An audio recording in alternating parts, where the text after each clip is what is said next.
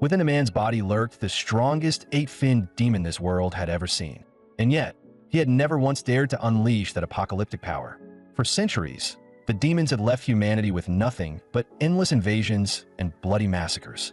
It wasn't until mankind teetered on the brink of extinction that they finally developed a method to stand toe-to-toe with them. That method was grafting a demon heart. True to its name, it involved forcibly transplanting a demon's core into a human, granting the host temporary power that rivaled the demons themselves. As humanity's strongest warrior, he led all their remaining fighters into an epic-making war against the demons. That battle raged on for 2.5 grueling months. Even he lost count of how many 7-finned demons had fallen to his blade. But the true nightmare descended at the very end. The strongest demon wasn't a 7-finned. It was an 8-finned demon, an existence entirely unrecorded in history. Despite his fierce unwillingness to accept defeat, he ultimately fell at its hands. In the final moments as his life faded away, the demon suddenly extended its razor-sharp claws and lunged at him. By then, he lacked the strength to even wonder what the beast intended to do. His heavy eyelids slowly shut like closing iron gates. Yet, when he opened his eyes once more, he found himself in the body of a scrawny runt. Moreover, he was standing in the middle of an unfamiliar formation. His face full of shock, he hastily scanned his surroundings. At the very front of the squad, a man resembling a drill instructor was recounting a certain battle. A moment later, his eyes widened in sheer disbelief, because the battle being lectured about was the exact one he had died in, and a full 60 years had passed since then. Had he transmigrated into the future?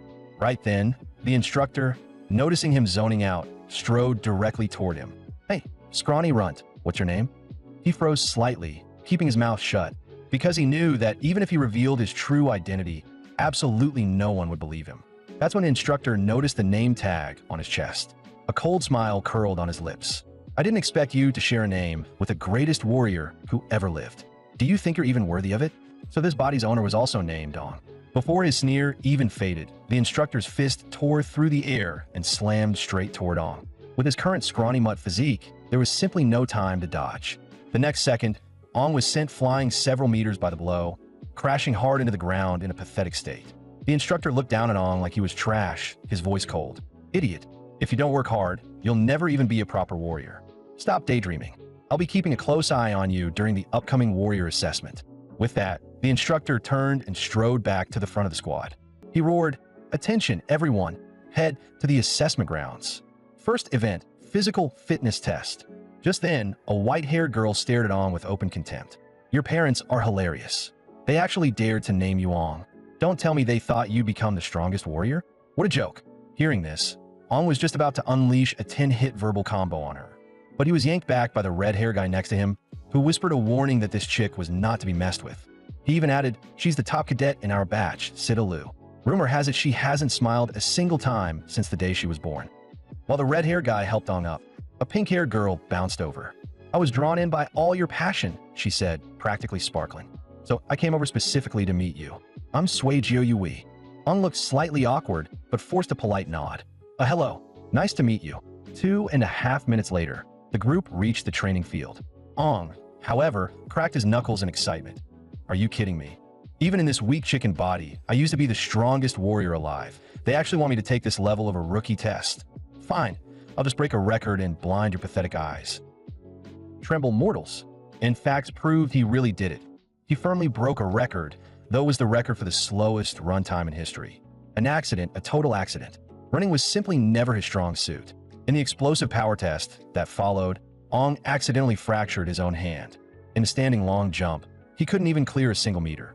By the end of the first assessment, Ong ranked dead last in his group, with the worst score ever recorded. In that moment, he completely spiraled. The sheer awfulness of his body exceeded his entire comprehension. The second assessment was the synchronization rate test for the grafting device. Ong knew it. His chance to wash away the humiliation had arrived. After all, 60 years ago, I was the absolute strongest existence who stabilized my sync rate at 96%. This body might be worse than a dog's, but synchronization wasn't about muscle. It was about willpower. Tremble, mortals, because next, I will let you witness my terrifying willpower. Demonic cores were divided into 6 distinct types. The common ones were red for strength, yellow for defense, green for recovery, and blue for agility. Purple and black, however, were incredibly rare, representing illusion and space-time respectively. The black core, in particular, was an almost mythical existence. The rules of the exam were simple. Reach a 10% synchronization rate, and you pass. But the first graft always placed a tremendous burden on the body. Some candidates could physically endure it, yet still quit because the agonizing pain was simply unbearable. In the end, Suijio Yui stabilized at 30%. The red-haired Lance scored 24%, and Situ Liu temporarily claimed first place with 39%. I'm only scoffed. Back in my era, talent like that wouldn't even qualify to wash my feet. 2.5 minutes later, it was finally Aang's turn to take the stage. Kids, he couldn't wait to see their jaws hit the floor as the grafting device successfully locked into place. A terrifying aura abruptly erupted from within him. The synchronization rate instantly shot up to 40%. The candidates froze, mouths agape. Some even suspected the machine was malfunctioning. Looking at the crowd's reaction, Aang was highly satisfied. But mortals, this was only the beginning. The next second, Aang let out a sudden roar. A heavy pressure, so dense it felt tangible, instantly swept across the entire hall. The sync rate surged again like a rocket launch. This time, even the instructor lost his composure, because what was happening before his eyes had long exceeded his understanding. Yet Aang remained unsatisfied. If this core weren't such low-grade trash, my aura alone would have forced these weaklings to their knee. That was the gap between them, kids. But unexpectedly, in the very next moment, his heart thudded violently. His entire body deflated in an instant, like a punctured balloon. What was going on? It felt like something inside him was actively devouring the core's power. The next second, a mouthful of blood violently spewed from his lips. The synchronization rate instantly plummeted to 10%. From the sidelines, Situ Liu exhaled a deep breath of relief. That scared her to death. For a second there, she actually thought this backwater town had produced a genius brighter than her. The examiner kept staring at Aang with deep suspicion. Had the device really malfunctioned? Back in the waiting room, Aang couldn't calm his racing thoughts. Just what exactly had happened? Could it be some lingering side effect of his transmigration? Right then, the instructor walked in. He announced that the final assessment was about to begin live combat training. Soon, you will all face the very first demon of your lives. I don't need to tell you how brutal demons are. I just hope every single one of you makes it back alive. As the towering gates slowly creaked open, the trainees stared outside, filled with a mix of anxiety and curiosity. But the exact moment Aang stepped beyond the threshold, an indescribable emotion violently crashed through his mind. Immediately after, an invisible ripple burst outward with Aang at its epicenter, rapidly spreading in all directions. Every single demon that sensed this fluctuation scattered in sheer terror. Meanwhile, inside a cavern hundreds of miles away, a majestic, towering figure sat upon a throne. The next second, it rose abruptly, its gaze turning sinister as it strode outside. Impossible! How could there be a demon with a stronger presence than mine nearby? Back on the field, under the instructor's orders, the trainees were divided into 4-person squads. Aang's squad consisted of the pink-haired Suijio Yui, the white-haired Situ Liu, and the red-haired Lance. The rules were simple. The instructor would issue each squad a small mist-dispelling device. The trainees had to plant the device in a designated area, clear the fog, and then begin hunting the nearby finless demons. The assessment officially commenced. From atop the city walls, 3 figures were looking down at the crowd. Joel, first captain of Hello City, Dodageo, second captain, and the blonde chief examiner, Captain Ji Yaodang. Their purpose here was not only to observe the students' performance, but also to ensure their safety. Ji Yaodang had even personally scouted the surroundings days in advance, confirming that only finless demons existed within a 100-mile radius. 2.5 minutes later, it was finally time for Aang's squad to take the stage. But before Aang could even react, Situ Liu snatched the dispersal device and charged out first. What a show-off. Couldn't she have just a little bit of team spirit? Left with no choice, the other 3 quickly chased after her. Situ Liu performed a flawless double-and-a-half backflip, before stylishly planting the device right into the marked spot. As the mist vanished, 3 finless demons instantly closed in on them. Seeing this, Lance fiercely stomped the ground. The next second, he shot into the air like a cannonball. He landed heavily, placing himself squarely in front of Situ Liu to shield her. Facing the lunging demons, the core energy within Lance slowly condensed. Immediately after, a golden shield flared into existence, violently blasting the demons backward. The other three instantly erupted with power, vaulting past Lance to give chase. Powered by her blue core, Suijio Yui was the absolute fastest. In the blink of an eye, she had already carved multiple vicious wounds across a demon's body. She followed up with a flying kick, sending the monster hurtling straight back toward Lance. Lance understood her intent instantly, golden energy constantly condensing around his right fist. Accompanied by a thunderous boom, he smashed the demon dozens of meters away. On the other side of the battlefield, Sidalu was equally impressive. She viciously drove her short blade deep into a demon's arm, relentlessly pumping green energy into it. The limb rapidly swelled like an overinflated balloon. In the next instant, she vanished in a flash and landed lightly on her feet. Her lips parted slightly, spitting out a single word, burst. Instantly, a pillar of green light erupted skyward, blowing the demon into bloody fragments. At this moment on the battlefield, only Ong remained locked in combat with the demon. It wasn't because he couldn't finish it off quickly, but because Ong wanted to use this opportunity to test the absolute limits of this new body. The next second, his figure blurred as he actively closed the distance with the demon. He threw a heavy punch directly into the creature's abdomen. The demon shrieked in pain and viciously swept its claws horizontally. He executed a gorgeous backward lean, perfectly dodging the strike. Riding the momentum, he rapidly drew his blade for a sweeping counterslash. The spectating cadets were utterly shocked by his pure technique. Even the instructors atop the city walls revealed satisfied expressions. These kids were indeed impressive, not only skilled at wielding their core energy, but also highly coordinated with one another. However, in his heart, Ong could only reach a helpless conclusion. This body was absolutely atrocious. He couldn't even unleash a single one of the skills he had mastered in his past life. Just as Ong prepared to deliver the finishing blow to the demon, a sharp spike abruptly erupted from the ground beneath his feet. The next second, the spike violently extended, piercing the demon and pinning it in midair. At the exact same time, a pitch-black claw thrust out from underground. It slowly sank into the demon's chest. Following a sickening squelch, it brutally ripped the creature entirely in half. The instructors on the city walls instantly widened their eyes in horror, because that entity was unmistakably a one-finned demon. Ji Yaodang was the first to react, roaring toward the outside of the city. Fall back to the city. Hurry, it's a one-finned demon. The other two captains instantly leapt down from the towering walls. Don't panic. Run toward Captain Ji Yaodang. You'll be safe there. Yet the demon seemed completely uninterested in anyone else, merely using thick vines to trap Ong and his three teammates in the center. The one-finned demon muttered in a low voice, "How strange. Which one of you exactly is emitting that aura?" Ong couldn't understand a single word it was saying. He only knew that with his current body, he was absolutely no match for it. The demon suddenly extended its sharp claws, speaking nonchalantly, "I'd better take you all back and study you slowly." A bloody red light flickered at its fingertips. 4 white threads shot out instantly, striking the foreheads of all 4 cadets with pinpoint precision. By the time the 2 captains finally arrived, the demon had already coiled the 4 unconscious teens to its side. In the next heartbeat, it drilled back into the ground with a swoosh, vanishing completely without a trace. Seeing this, veins bulged on Joel's forehead as he roared, "After it! We absolutely cannot let it take the cadets." However, 30 minutes later, the 2 of them still completely lost the demon's trail. Dadageo's expression darkened as he muttered, "This is too strange. Logically, a one-finned demon shouldn't be able to appear here."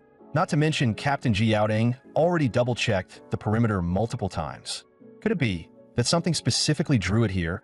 At that exact moment, Captain Ji Yaodang finally caught up. He coldly demanded to know why they had stopped their pursuit.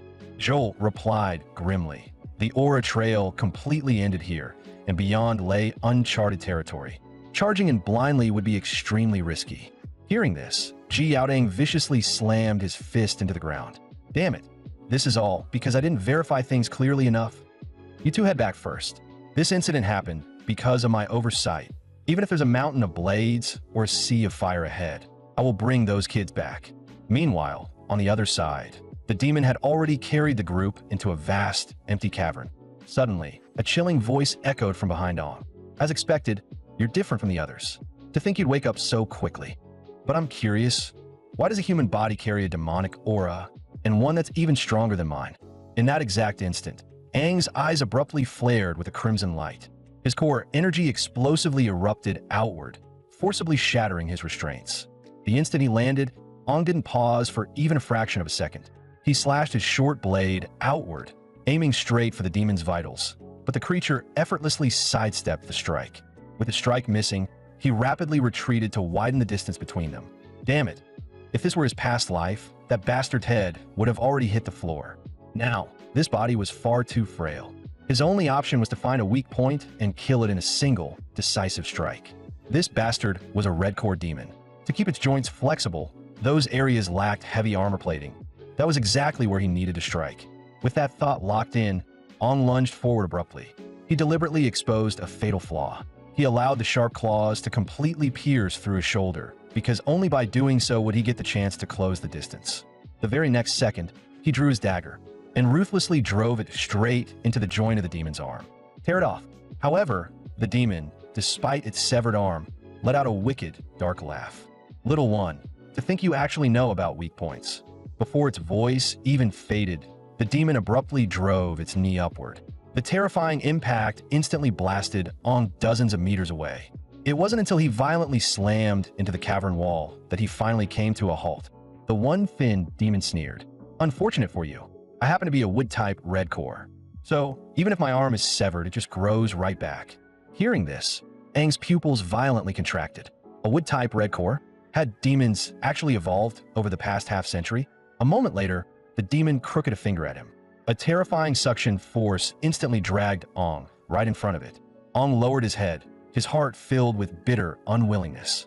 Was he going to die again? Just like in his past life. Would those three die beside him as well? I'm sorry, guys. The demon, however, mistakenly assumed that Ong had already lost consciousness. It opened its cavernous, blood-stained maw, snapping down viciously at him. What a fragile human. I'll just eat you alive. In that exact instant, an overwhelming pressure explosively erupted from within Ong. A deep, sinister voice echoed from inside him. Did you just say, "You're gonna eat me"? The one-finned demon was shocked so badly it staggered backward repeatedly. Blood-red, demonic aura frenziedly poured out from Aang's body. His consciousness completely collapsed as he floated into the midair in a bizarre, twisted posture. The next second, Aang's body began to mutate, streaks of crimson demonic energy flaring behind his back. His hands gradually warped into razor-sharp claws. The demon's eyes widened in absolute disbelief. What kind of terrifying aura was this? Just a mere trace of it left it completely paralyzed. Immediately after, a pillar of scarlet light shot straight into the sky. A pressure so heavy it was practically tangible rapidly expanded, with Ong at the epicenter. Any weaker demons caught in the shockwave were instantly reduced to bleached bones. When the blinding light faded, the one hovering in the midair was a white-haired man. The man looked down coldly at the one-finned demon and sneered. I'm the one and only eight-finned red core. Was it you who just said, "You're gonna eat me"? The demon's legs gave out, and it collapsed to its knees on the spot. Great king, this lowly one was blind. Please punish me. Sunlight streamed through the cavern entrance, illuminating the eight-finned demon, who floated in the air like a literal god. I ask you, since my disappearance, are the current king fins still those same five? Why, yes. Aside from you, the other five kings remain unchanged. Hearing this, the eight-finned let out a chilling, sinister laugh. It seems they've been getting along quite harmoniously. If those bastards hadn't joined forces to set me up 60 years ago, how could this king have ever fallen to such a pathetic state? I originally chose this so-called strongest warrior as my vessel, but I never expected his body to become so pathetically frail after transmigrating. Now, even my last shred of spiritual energy has to be wasted in a place like this. It seems I'll have to fall into another long slumber. The eight-finned grew increasingly irritated the more he thought about it. What a test of patience. Only when this strongest warrior gradually comprehends the memories of the fins step by step will he be able to completely restore his full power. Fins refer to the red horns protruding from a demon's head. The more fins, the higher the rank. To grow a new fin, a demon had to devour a darkin of equal level. And right now, Ong was no different. If he wanted to evolve, he had to seize the power of a darkin of a higher rank than his own. Speaking of this, the eight-finned smirked wickedly. When the day comes that I awaken again, the ninth fin shall be born. By then, this entire world will bow before me. The one-finned demon nodded repeatedly, showing utmost reverence, and pledged to follow the king to the death. But before it could even finish its sentence, the eight-finned casually waved his hand, directly severing its head. A pathetic ant like you dares dream of following me. With a slight flick of his fingers, the corpse was instantly sliced to pieces. In the end, only a complex strand of genetic sequence remained. The 8-fin sneered, "Your only value is to become a nourishment for his first fin to awaken." The next second, Aang's face resurfaced, while the 8-fin's voice gradually faded away. "Little one, don't make me wait too long." When Aang opened his eyes again, he found himself lying in a hospital bed. Hearing the movement, his squad mates immediately surrounded him. Sui Jiuyui even leaned her face right up close to his. "Why is there suddenly a white streak in your hair? Did the demon take you to get highlights?" Aang looked at himself in the mirror. His face was filled with utter shock. His memory completely stopped at the exact moment he was about to be devoured. He had zero recollection of anything after that, as if it had all been some absurd dream. Right then, several instructors walked into the room. Joel explained, "It was Captain Ji Outing who found you outside the cavern. At the time, all of you were completely unconscious. Luckily, that one-fin demon suddenly vanished without a trace. Otherwise, whether we could have brought you all back alive would have been hard to say." Ji Outing stared intensely at Aang and asked, "Do you remember anything about what happened inside the cave?" Aang could only shake his head. The whole thing was too bizarre. Even if he told the truth, they wouldn't necessarily believe him. Ji Outing frowned in deep thought. Was he really just overthinking things?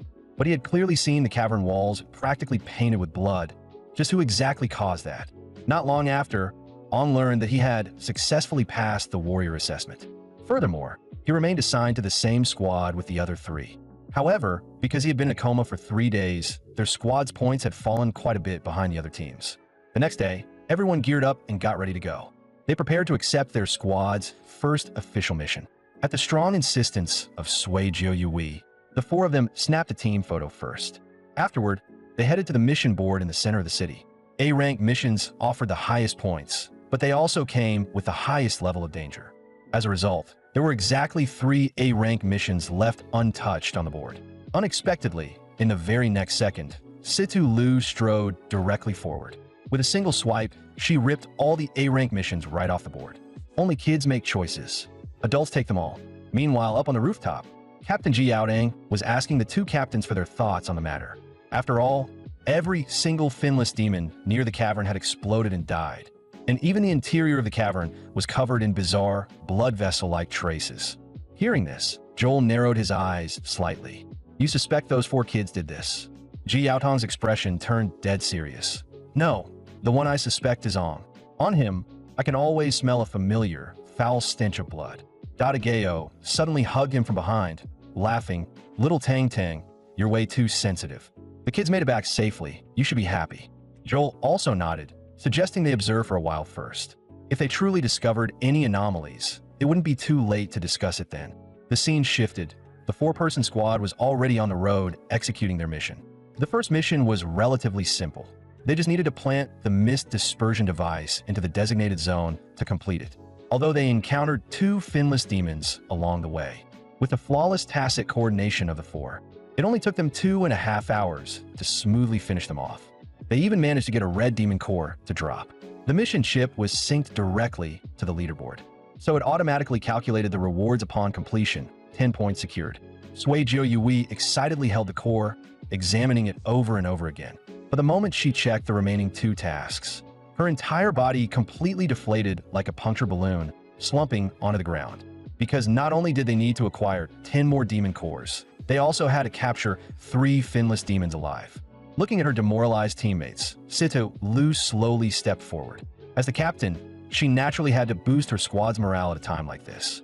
Sure enough, after a passionate and fiery speech from her, everyone's fighting spirit was reignited. Aang stood to the side, and watching the 3 of them, he couldn't help but reveal a slight smile. Even though he had lived through 2 lifetimes, fighting side by side with them made his long-dormant heart feel as if it were beating with life once again. After a full day of grueling effort, the group finally succeeded in capturing 3 finless demons alive. Lance let out a long breath. A-rank missions really are no joke. Just to catch these 3 bastards, we practically wiped out their entire tribe. Sui Jiuyui complained about her whole body aching, declaring that she absolutely had to find a male masseur for a good massage once they got back. Right at that moment, a bullet abruptly ripped through the air right past the group. The very next second, all 3 captured finless demons were shot dead. This scene made Sido Lu's eyes instantly widen in shock. That was the fruit of their entire day's hard work. Just as the group was boiling with anger, 3 men and 1 woman slowly approached from a short distance away.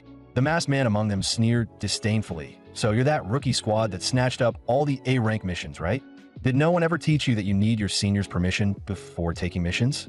It turned out this group was called the Black Gun Squad, another one of the 9th Division squads under Captain Ji Yaodang, except they were cadets who had enrolled a year earlier than Ong and his team. Looking at their arrogant, punchable faces, Sido Lu could no longer suppress the fury in her heart. Her figure blurred as she instantly charged toward them. "A bunch of dogshit dares to call yourselves seniors? I'll teach you how to act like proper human beings today." But before she could charge far, she was grabbed from the left and right by Sui Jiu Yui and Lance. There's still a squad under Captain Ji Yaodang. After all, let's try reasoning with them first. Hearing this, the masked man immediately burst into roaring laughter. "Reason? You really are hopelessly naive. The competition here doesn't run on reason." Just as the two were about to lose their grip on Sido Lu, another figure from behind them abruptly shot forward. The very next second, Ong leapt high into the air, his voice turning icy. "You're absolutely right. Trying to reason with trash like you is a complete waste of breath. Screw your bullshit. I'll show you today who the real senior is." Both Sui Jiu Yui and Lance were startled by Aang's sudden explosive rage. Only Sido Lu shot him a solid thumbs up. Meanwhile, the masked man, having been kicked senseless by that airborne strike, was trembling uncontrollably with absolute fury. "Black Gun Squad, all units, wipe them the fuck out." The moment those words fell, the 3 opposing members charged over menacingly. Seeing this, Sui Jiu Yui and Lance finally let go of their restraints. If the enemy was already stepping on their heads, there was absolutely no reason left not to fight. But unexpectedly, right at the exact moment the 2 squads were about to brutally collide, a figure suddenly manifested, forcefully interrupting everyone. Captain Ji Yaodang appeared, single-handedly blocking both Ong and the masked man's attacks simultaneously. Following that, he unleashed a violent surge of force, flinging the 2 of them away. Captain Ji Yaodang roared in fury. "You suicidal bunch of brats. Do you not know that you must rush back to the city before sunset?" Seeing this, the masked man immediately tried to play the victim. "Captain, their squad swung first." Unexpectedly, Sui Jiu Yui suddenly whipped out a camera. "They killed the 3 demons we captured alive first. I have photos right here as proof." After understanding the entire sequence of events, Captain Ji Yaodang let out a helpless sigh. "Do you guys think the Black Gun Squad went too far? Honestly, I think they did an excellent job. Squad rankings are ultimately determined by points. Therefore, as long as lives aren't at risk, absolutely all competitive methods are permitted. I intervene today, not because I forbid you from sparring, but because sunset has arrived. Now all of you, get your asses back to town." Right before leaving, the masked man spat a vicious threat at Ong. "I definitely won't let you guys earn points that easily. I guarantee you, your squad will absolutely finish dead last this month. And for that hit just now, I'm keeping on my tab, and I'll be paying it back double in the future." Aang's eyes turned ice cold. "Is that so? I'm ready anytime. I'm just afraid you don't have the skills to back it up." After that group left, Captain Ji Yaodang warned them. While the Black Gun Squad wasn't the absolute strongest, they were famous for their ruthless efficiency. They would definitely try everything to interfere with or even sabotage their missions. Furthermore, the Black Gun Squad's captains specialized in firearms, so they had to be extremely careful, because that bastard hadn't even drawn his gun just now. After hearing this, Sido Lu couldn't help but start worrying about the squad's upcoming missions. But Ong, walking at the back of the group, silently made a decision in his heart. And that was tonight. He was going to capture 3 demons alive all by himself. Taking advantage of the dark night, he quietly slipped out of his room, planning to head out of the city alone to hunt demons. Who would have expected that the moment he arrived at the base of the city wall, someone nearly startled him out of his skin. It turned out that Sido Lu actually had the exact same idea as him, so the 2 of them hit it off instantly. First, they used a dirty magazine to completely distract the guards' attention. Then, with a blur of their figures, they successfully slipped outside the city gates.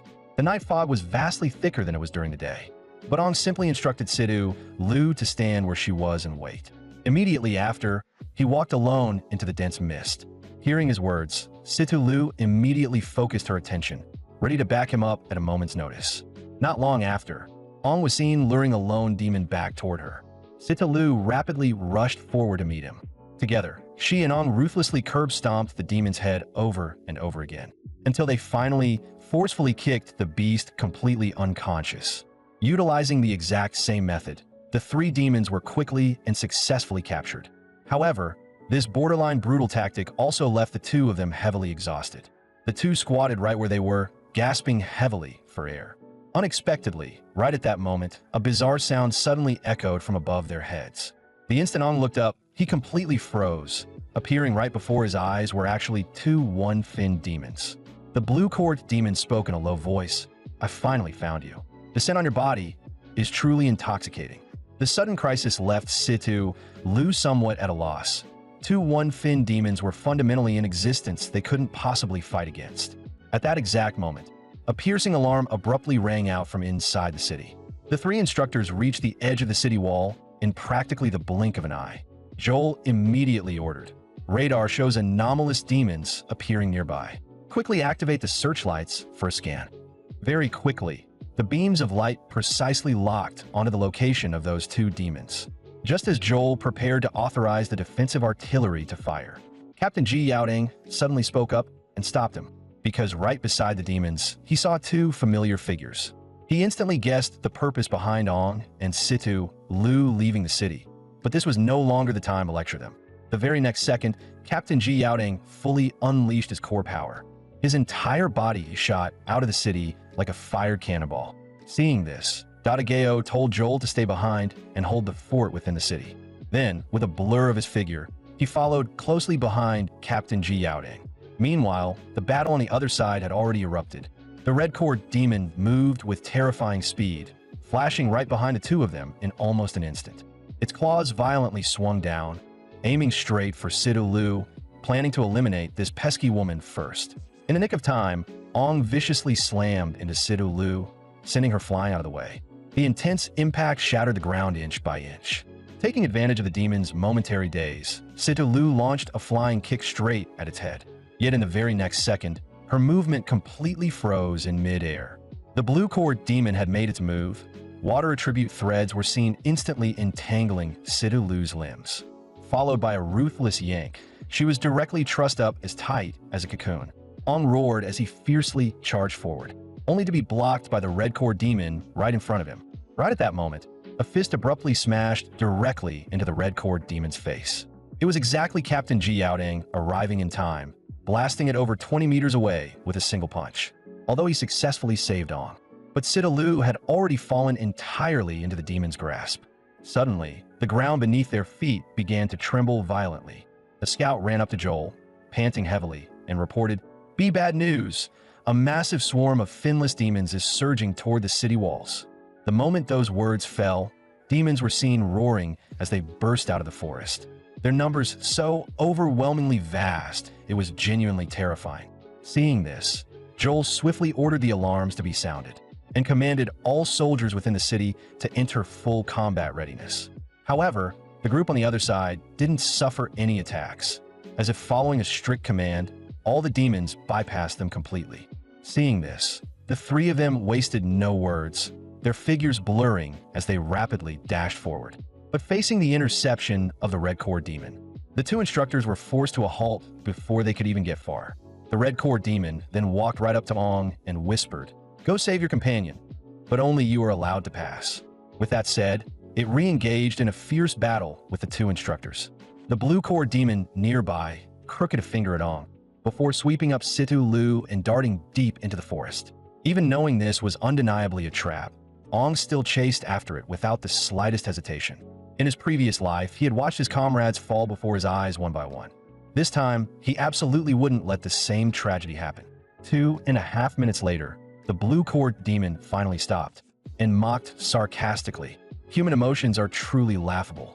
To actually throw away your own life just for a woman. Ong leveled his longsword in front of him, roaring furiously, "Your target is me. Come on, come at me." Seeing that Ong had actually chased after her completely alone, Situ Lu screamed hysterically, "Run! There's no way you can beat it!" Unexpectedly, the blue core demon brutally kicked her to the ground. "Noisy pest, you're merely bait. Speak one more word, and I'll kill you first." Saying that, it danced around in twisted excitement. "Delicious human, now let me taste your flavor." With that, it blurred into an afterimage, rapidly closing in on Ong. Before he could even react, it viciously slammed a heavy fist right into his abdomen. Ong cursed inwardly. Damn it! This frail body simply can't dodge this level of attack. At this moment, the blue core demon seemed to be purely toying with him, knocking him down over and over again, yet deliberately avoiding any fatal blows. Watching from the sidelines, Situ Lu grew increasingly desperate. She knew that if this continued, both of them would die here. Suddenly, she noticed a protruding sharp rock not too far away, and began struggling with all her might to crawl toward it. Meanwhile, on the other side, Ong finally spotted an opening in the blue core demon's guard. Raising his blade, he prepared to deliver a decisive, lethal strike.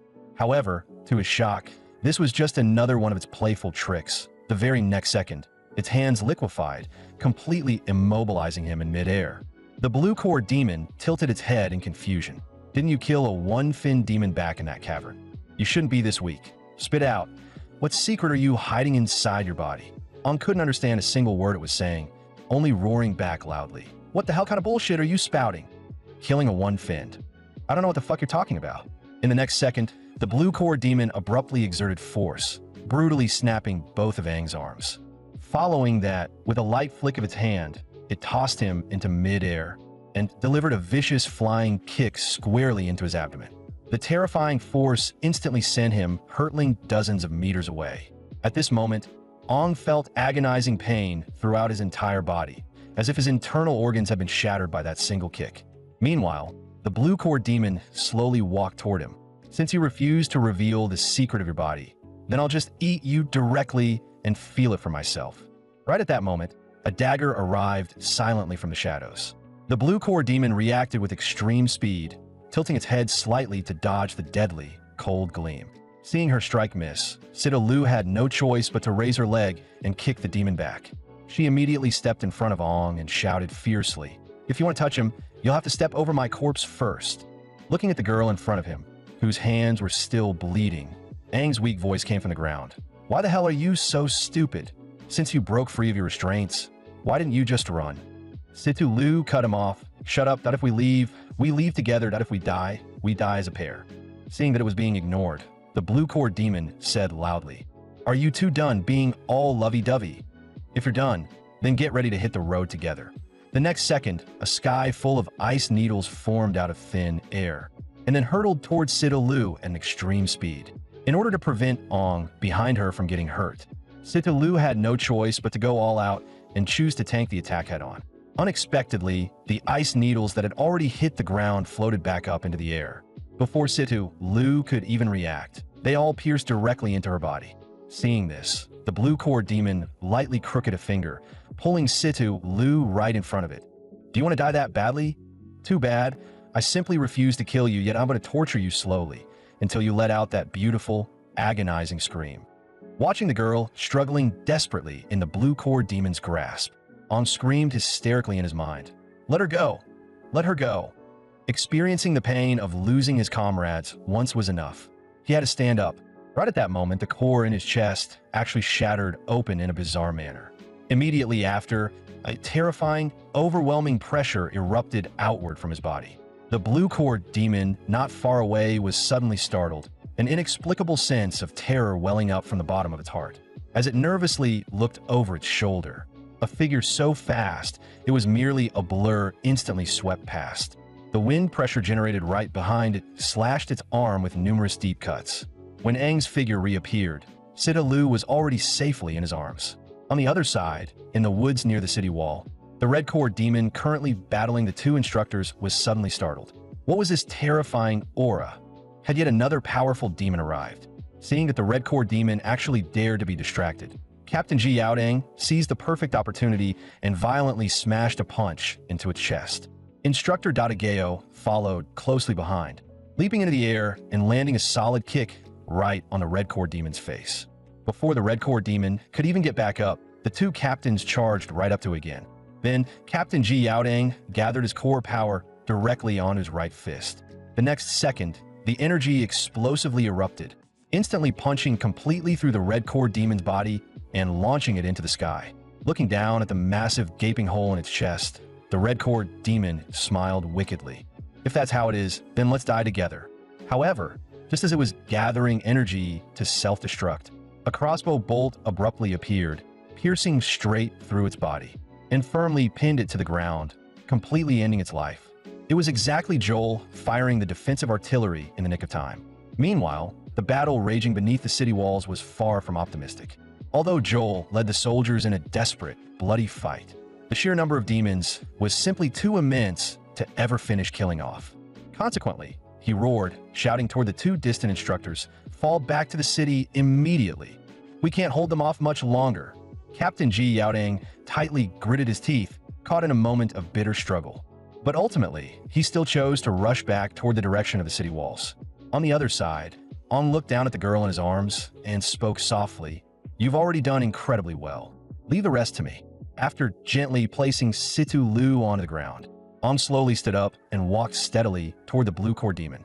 At this moment, Ong only felt an incomparable, scorching heat in his chest, as if a mysterious power was constantly creeping upward.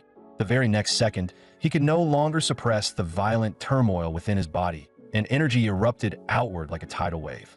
And the core that had just shattered actually began to squirm, eventually forming a bizarre, eerie symbol slowly across his chest. Seeing this, the blue core demon was scared utterly stupid. This is actually the mark of a kingfin core? With that, the one-finned demonification form had successfully awakened. Facing Aang's relentless advance, the blue core demon even began to question its own existence. Why? Just why? How could his body exude such a terrifyingly powerful demonic aura? He had even grown a fin right on his forehead, and at this exact moment, Aang seemed to recall something. That wood-type one-finned demon from back then, he really had been the one to kill it, and he had even absorbed its energy. Perhaps this is the true meaning behind my rebirth, he thought.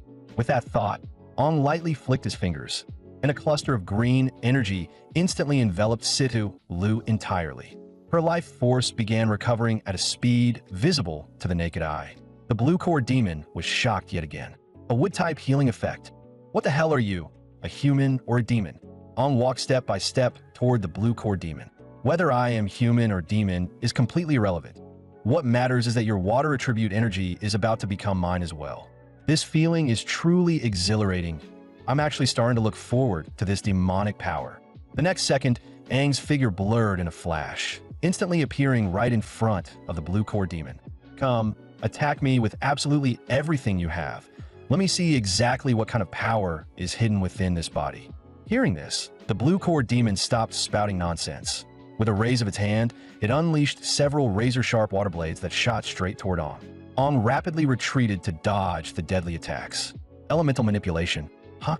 Let me give it a try too. I remember wood-type demons can do this as well.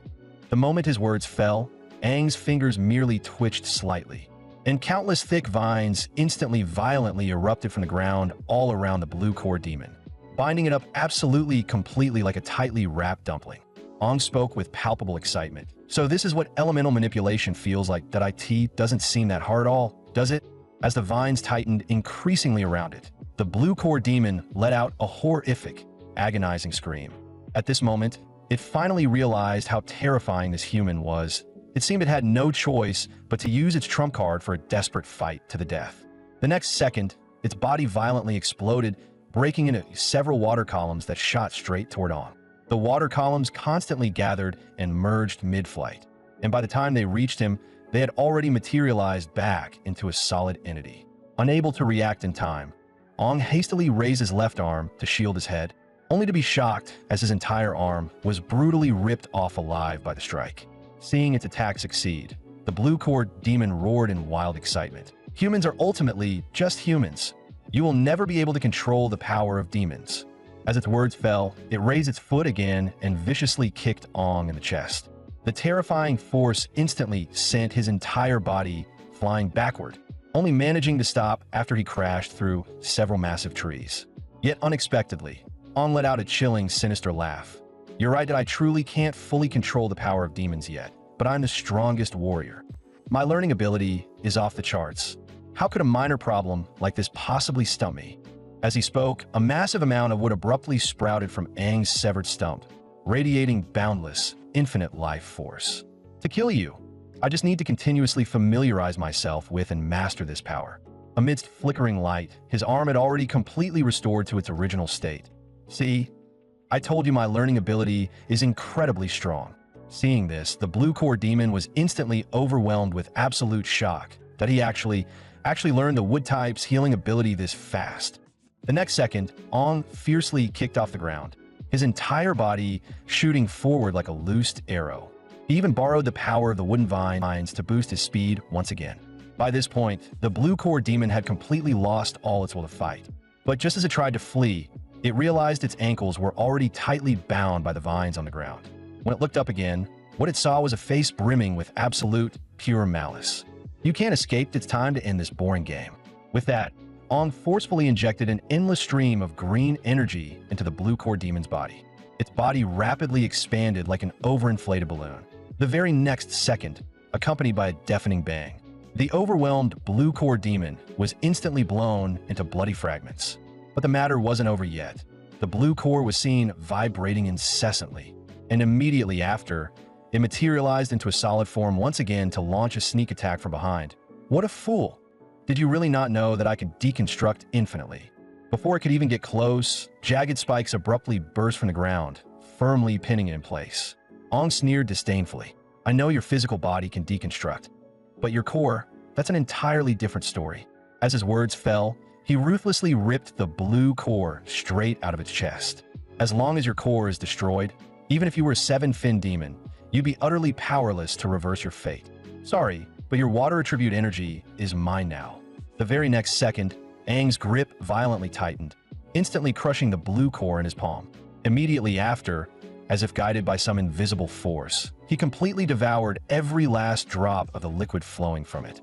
The blue core demon subsequently collapsed, melting into a puddle of useless sludge. However, at this moment, Aang's mind seemed to be actively corrupted by the demon. A deep, maddened voice constantly echoed his ears. Kill, devour, humans kill. The next second, his entire body dissolved into liquid. When he reappeared, he was already standing right in front of the unconscious Sidolu. He raised his sharp claws high, letting out an almost inhuman, chilling laugh. Accompanied by a deafening bang, the defensive shield was shattered on the spot, and his claws lunged straight for Sidolu. Blood violently splattered. Yet, the sharp claws abruptly stopped mere inches from Sidolu's face. It turned out that at the very last second, Ong viciously bit through his own lip, using the piercing pain to desperately claw back a shred of consciousness. He ruthlessly drove his other claw straight through his own palm, forcefully stopping the bloody tragedy from happening. No, she is my comrade. I have to bring her back safely. Get the hell out of my head, you damn voice. Meanwhile, beneath the city walls, the warriors were fighting desperately, bathed in blood as they slaughtered the demons. Even with the addition of Captain Ji Yaodang and Dadageyo, the sheer number of demons was simply too great. The battle situation remained undeniably grim. Joel knew very well that continuing like this was not a solution. He prepared to mobilize all of his core power for a full-force explosive burst to completely intimidate these mindless, finless demons. The two red core captains struck first, the cores on their chests suddenly flaring with blinding light. Immediately after, the two of them shot into the sky like fired cannonballs. Captain Ji Yaodang roared, Dadageyo, come on, let's give these beasts a spectacular fireworks show. Dadageyo responded, you got it. The next second, the two of them dive-bombed downward simultaneously. Their figures constantly crisscrossed in midair, as if merging into a single devastating entity. Following a world-shaking explosion, the surrounding demons were instantly blown to bloody smithereens. The devastating impact even gouged a massive spiral crater into the ground. As the smoke cleared, the two revealed their figures once again. Damn, that felt fucking amazing. If it weren't for the limits of our cores and bodies, I'd really want to keep slaughtering in this state forever. Following that, Joel made his move as well. Unlike the explosive, brute force power of the two red core captains, Joel, possessing the power of a blue core, pushed his speed to the absolute limit. His entire body turned into a streak of blue lightning, rapidly weaving back and forth among the demons, his lethality equally terrifying. A long while later, the three of them grouped up back-to-back once again. Their strategy had indeed worked. Sensing the terrifying threat of death, the demons now merely surrounded them tightly, no longer showing their previous mindless frenzy. Seeing this, Joel's face finally revealed a hint of joy. He shouted loudly to encourage the soldiers on the city walls. Recover your stamina. Maintain formation. The demon tide will retreat soon. Seeing the explosive combat power of the three captains, the crowd once again ignited their confidence in victory. However, just as Joel thought he could finally breathe a sigh of relief, his pupils abruptly shrank, because he clearly felt an extremely terrifying presence approaching this way. Could it be that one-finned demon from earlier? Amidst the dust and smoke, a blurred figure slowly walked over. When the three captains saw clearly who was coming, their expressions drastically changed. That figure was actually Ong and Sido Lu, who were supposed to have died in the jaws of the demons. Right at this moment, the nearby demons suddenly lunged at Ong, baring their fangs and brandishing their claws. The three captains' expressions changed drastically, their figures blurring as they prepared to rush forward and assist. Yet Ong, trapped right in the middle of the demon horde, showed absolutely no panic. He merely tilted his head slightly and nonchalantly spat out a single phrase, "Get lost." The next second, the airborne demons instantly froze completely in place. The weaker ones even dropped to their knees right on the spot. Immediately after, Ong let out another low shout, "Retreat." Those demons, as if they had just seen a ghost, frantically scattered and fled back into the forest behind him. Seeing this, the warriors immediately erupted into sky-shaking cheers. Everyone assumed it was the power of the three captains that had driven back the demon tide. But only the captains themselves clearly knew that the one who truly forced back the demon tide was the young man named Ong, standing right before their eyes. Gazing at the city walls so close at hand, Ong slowly exhaled a heavy breath of foul air. In the next instant, an intense wave of violent exhaustion swept over his entire body. His legs gave out, and he collapsed powerlessly to the ground, unconscious. When Ong regained consciousness once again, he found himself situated within a mysterious space. Right at this moment, a wickedly seductive voice echoed beside his ear, "How is it? You're thoroughly enjoying my power, aren't you?" Ong furrowed his brows and immediately demanded to know who the other party was. Subsequently, a crimson figure slowly materialized. "Hello, my name is Red King Fin, the eight-finned demon. Half a century ago, we met." Ong shot to his feet abruptly. "It's actually you. What did you do to my body? What is your objective?" Red King Fin helplessly scratched his head. "You really do have quite a lot of questions. You won't understand even if I say more right now. You only need to know that we are already tied together on the exact same rope. This body isn't just yours anymore. It also belongs to me. For the sake of both our safety, you're going to have to fight for your life to evolve from now on. Once you approach my level of strength, all the answers will naturally be revealed." Ong struggled to prop his body up from the ground, his gaze turning icy. "You demons, just what exactly do you view humans as?" Ong roared furiously. "You bastard, you think I'd actually join forces with you? I'll kill you." However, in the very next second, the scenery abruptly twisted. When Ong snapped back to reality, blinding light made him unable to open his eyes. Looking down, he realized he was actually gripping Situ Lu's collar in an extremely compromising position. 2 mounds of snowy white spilled out from her clothes, making the scene instantly awkward to the extreme. A crisp, sharp slap exploded in the room. Situ Lu turned her back with her face burning red, saying coldly, "Looks like his injuries can't be healed. Just drag him to the backyard and bury him." A stern shout suddenly echoed from the doorway. "Nonsense! Is this how you treat your lifesaver?" The person who arrived was none other than Situ Lu's father, the patriarch of the martial arts Situ clan, Situ Xiuengong. But when Ong saw him, his heart fiercely trembled. Why did this face look so familiar? Ong hurriedly bowed in respectful greeting. Situ Xiuengong repeatedly praised him, solemnly thanking him for saving Situ Lu. Afterward, he looked toward the 3 instructors. "Everyone rest up this afternoon. Tonight, we will celebrate our great victory over the demon tide together." Once Situ Xiuengong left, however, the 3 instructors kept Ong behind alone in the room. The 3 wore solemn expressions, the atmosphere so oppressive it was suffocating. Finally, Joel broke the silence. "Since neither of you are going to ask, I will. Are you a demon?" This sudden interrogation made Aang's heart practically skip a beat. He forced a calm facade. "Instructors, please don't joke around. I just narrowly escaped death from the demon's hands." Joel said in a deep voice. Captain Jiaodang and Dadageo had to join forces just to barely kill a single one-finned demon. And at that time, Situ Lu was already severely injured and captured. Could it be that you dealt with the other one-finned demon all by yourself? Or is it that you were the demon's accomplice all along, which is why you can retreat completely unscathed every single time? The machine gun-like barrage of questions pressed down on Ong so hard he could barely breathe. But if he told the truth, he would undoubtedly die here today. After all, what resided inside his body was the strongest demon in existence. They would absolutely never pass up an opportunity to eliminate a hidden danger. They wouldn't believe he was human. They would simply execute him as a demon. At this moment, Joel suddenly drew his dagger and closed in. If you don't tell the truth right now, then don't blame us for not considering our past ties. Ong struggled immensely in his heart. Did he really have to enter his demonification awakening and fight them? At this critical juncture, Dadageyo grabbed Joel and held him back. All right, that's enough. Stop scaring him. Only demons with 4 fins or more can shape-shift. If he really had that kind of power, would he still be standing here explaining things to us? Captain Ji Yaodang also nodded. Moreover, demons never understand concepts like saving comrades. Just based on how he risked his life to bring Sidaloo back, I don't believe he's a demon. Joel burst out laughing. All right. I was just making a joke. How could a demon of that caliber possibly appear in a C-rank town like ours? You and Sidaloo just returned from the gates of hell. You should get some proper rest too. But Captain Jiaotang's expression subsequently darkened. Although we've essentially ruled out the possibility of you being a demon, you still have to explain exactly what happened back there. Dadageyo added, that one-fin demon, was it really you who killed it? Hearing this, Ong finally let out a sigh of relief. He simply admitted that he had killed the demon. Seeing that the 3 were still half-doubting him, Ong explained, I have a special ability. I can instantaneously absorb the majority of the power within a core, unleashing an attack that far exceeds my own limits. As his words fell, his heart clenched with a guilty conscience, unsure whether they would actually believe it. The 3 fell into deep thought.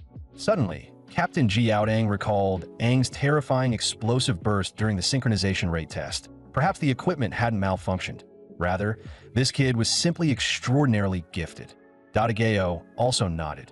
If that's true, then it's perfectly normal for you to find it difficult to control. We can also overstimulate core energy through training. IT isn't strange for someone to awaken it early, but before you learn to fully control it, do not use it lightly again.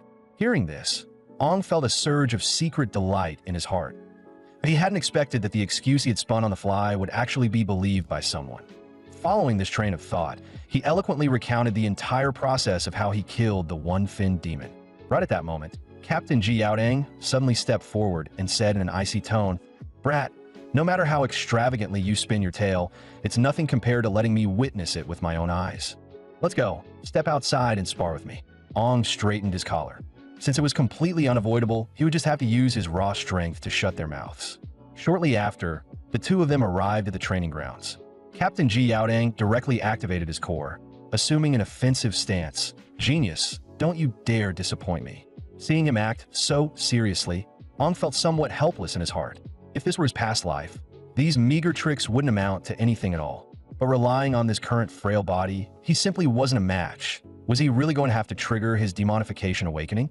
Suddenly, Captain Ji Yaodang accelerated violently, charging straight at him. Fortunately, Ong reacted just in time, narrowly dodging this devastating, overwhelming strike. Yet the terrifying power contained within the sheer wind of that punch caused his heart to violently tremble. He cursed inwardly. Is this bastard actually trying to kill me?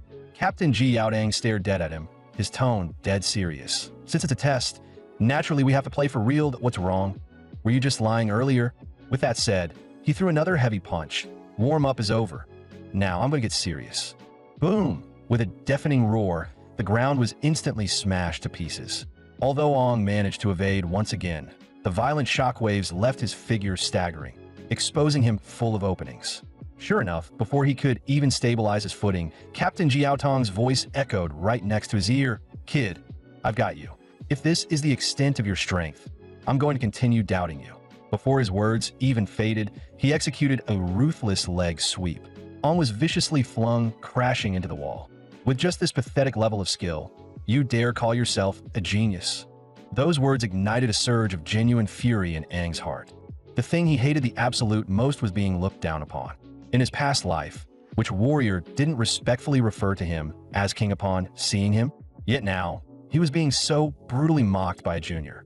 Since that was the case, then he would just borrow a little bit of that bastard's power. The very next second, blood-red energy violently permeated out from all around Aang's body. He walked step by step straight toward Captain Ji Yaodang. As the sheer power surged within him, It was as if he had returned to the blood-soaked battlefield once more. Captain Ji Yaodang, are you ready? It's my turn to attack.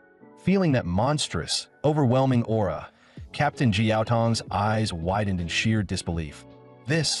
How is this possible? He could clearly feel that Aang's synchronization rate was currently skyrocketing at a maddening pace. In just a single split second, it had already surpassed Sidhu Lu's 39%. Could it be this kid really was a genius? But before Captain Ji Yaodang could even wrap his head around it, Aang's figure blurred in a flash, already appearing right in front of him. Instructor, getting distracted during a battle is a terrible idea. The next second, he ruthlessly threw a devastating punch, only to be blocked by Captain Ji Yaodang crossing both his arms. Brat, it's not your turn to teach me how to do things yet. Aang gave a faint smile.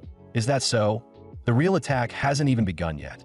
Before his words even faded, he planted one hand on the ground, his body abruptly flipping 90 degrees in a clean, sharp motion, immediately followed by a fierce, sweeping kick that violently knocked Ji Yaodang flat on the ground. On the sidelines, Joel was completely dumbfounded. Such gorgeous and precise technique. How could an 18-year-old boy possess this level of veteran battlefield experience? Right at that moment, steady footsteps echoed from behind them. The newcomer was none other than Sidhu Xiwengong, who had rushed over after hearing the commotion. The two captains instantly felt a bit awkward. Sorry, Uncle Xiwengong. The noise just got a little bit out of hand. Sidhu Xiwengong's mouth twitched slightly. You call this a little noise? His gaze landed on Aang. However, I also want to see just how far this little guy, who shares a name with the strongest warrior, can actually go. Xiao Tang has been exceptional at seizing every single opening since he was a kid. Underestimating him will cost you dearly. Meanwhile, back in the arena, Ji Yaodang had already stabilized his footing. His eyes flashed as he viciously grabbed Aang's ankle. Brat, I've got you again. Let's see if you can withstand this punch. Aang revealed a wicked smirk. Captain, you're mistaken. It's actually me who has caught you. As soon as his words fell, his entire body abruptly leaned backward, his center of gravity plummeting. In the next instant, he violently sprang back up, smashing a vicious headbutt straight into Ji Yaodong's face. Seeing stars, Ji Yaodang stumbled back several steps, cursing loudly in anger. What kind of messy, reckless moves are these? That's literally destroying 800 of your own to kill 1,000 of the enemy. Aang sneered. No, you're wrong that a human skull is very hard, but the center of the forehead is incredibly fragile. The next second, his figure vanished once again, turning into a blurred afterimage as he charged forward. Ji Yaodang gritted his teeth, sinking his arms to adopt a watertight defensive stance. He fiercely smashed his fist into the ground, causing the rocks to violently rupture, as jagged stone walls instantly jutted out to shield him in the center. A sharp glint flashed in Aang's eyes. An integrated offensive and defensive formation? If that's the case, then let's try out this power from the demons. He leapt high into the air, his fist trailing a blood-red aura, and a massive phantom fist violently crashed down, instantly shattering the solid rock into dust. Right in the brief moment Ji Yaodang lost his focus, Aang's figure disappeared yet again. The very next moment, a voice echoed from directly behind him. Captain, why are you getting distracted again? Fury surged within Ji Yaodang, and he immediately grabbed backward with a backhand. However, his palm grabbed absolutely nothing but empty air. From the sidelines, Sidhu Xiwengong spoke up in a heavy voice. Xiao Tang has lost. By this time, Aang had already gathered his power from the flank, unleashing a devastating punch whose terrifying shockwave kicked up a massive cloud of dust. But the trajectory of the fist had been deliberately shifted, merely grazing past Ji Yaodong's abdomen. Always leave a line of mercy, so you can meet on good terms in the future. Aang smiled faintly. So, Instructor Ji Yaodang, do you believe I'm a genius now? Staring at the massive, deeply caved-in fist imprint on the wall, everyone froze in place for a moment, the air feeling as if it had completely solidified. Even Sidhu Xiwengong revealed a look of absolute shock. T.O.B. so young, yet possessed strength terrifying to this degree. If it's Aang, maybe he really can do it. Right at this moment, Aang's teammates rushed over after hearing the commotion. What are you all gathered here for? Why aren't you coming over to eat? However, when Sui Jiuyui looked up and saw the miserable, wrecked state of the surroundings, she completely froze. My God, are we demolishing the place or what? Seeing this, Aang immediately threw the blame on a Captain Ji Yaodang, stating with a deadpan expression that the captain did everything and it had absolutely nothing to do with him. Captain Ji Yaodang let out a cold snort, but inwardly thought, This brat, he's actually quite tactful. Situ, Xiongong suddenly burst into laughter, his hearty laughter echoing throughout the training grounds. All right, the pre-dinner sparring ends here, but let's move to the main hall. The victory feast is beginning. After the others left, Situ, Xiongong lowered his voice and asked his daughter, "What do you think of that boy? He has good looks, and his strength is no weaker than yours. If he were to become the son-in-law of my Situ family, I would definitely support it." Situ Lu's face instantly flushed burning red. "Dad, what are you talking about? I just turned 18. At the banquet, Situ, Xiongong raised his glass in gratitude. "If it weren't for you young warriors defending the town, how could the commoners live in peace?" Just as his words fell, the wine glass in Aang's hand was heavily knocked. "Brat, are you even of age? You dare to drink alcohol?" Aang immediately protested. "Captain, your blatant abuse of power for personal revenge is way too obvious, isn't it? I turned 18 a long time ago, okay?" Situ Xiongong cast a deeply meaningful look at Situ Lu. "It's good to be of age, daughter, don't you agree?" Situ Lu shot her father an annoyed glare. Yet, her mind couldn't help but drift back to the scene of when Aang first woke up. That guy is just a blockhead. Who would ever like him? At this moment, Lance suddenly asked, "How exactly did you defeat the one-fin demon?"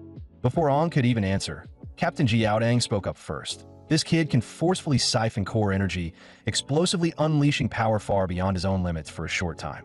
Dadageo nodded and added, "It's similar to the principle of our captain absorbing core energy, only he awakened it at the critical juncture of life and death." Joel continued, "The explosive power is indeed astonishing, but you must strengthen your training from now on. Otherwise, this kind of overloaded output will cause irreversible damage to your body." Hearing this, Situ Lu's eyes lit up. She hadn't expected this guy to possess such an absolutely heaven-defying ability. No wonder he was able to save her from certain death back then. However, what they didn't know was that the current Aang had already absorbed 2 one-fin demon cores. Relying on the recovery ability of a wood-type core, even if his body suffered severe trauma, it could heal rapidly. Of course, this secret absolutely could not be leaked. Fortunately, he had smoothly passed the test this time. A month passed in the blink of an eye, and the competition between the various squads became increasingly white-hot. After the group discussed it over, they decided to use their points as wagers and initiate challenges against other squads. And the Black Gun Squad, whom they had previously clashed with, naturally became their prime target. Hearing about a one-on-one duel with a 10-point wager, the masked man accepted without the slightest hesitation. Fat sheep delivering themselves right to the door. How could there be any reason not to slaughter them? Old debts and new scores, it was the perfect time to settle them all together. At the town's dueling arena, Situ Lu was the first to step onto the ring. The Black Gun Squad, in turn, sent out a female member to meet the challenge. She was brimming with confidence. After all, she had become a warrior a full year earlier than her opponent. However, the moment the fight began, she realized she was dead wrong. Whether in combat technique or core utilization, this junior was far above her. She cursed inwardly, sensing trouble. She's clearly a green core recovery type, so how is her speed even faster than a blue core warrior's? In the next fraction of a second, Situ Lu seized an opening, precisely injecting energy straight into her opponent's muscles. The female member's weapon slipped from her grasp, her arms trembling uncontrollably. Her muscles had actually been forcibly induced into a severe spasm. Naturally, Situ Lu wasn't going to let this opportunity slip by. Her figure blurred in a flash, delivering a flurry of rapid punches that accurately bombarded the opponent's joints and muscle nodes.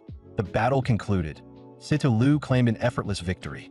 Just as Aang had expected, these so-called veteran members relied far too heavily on team coordination.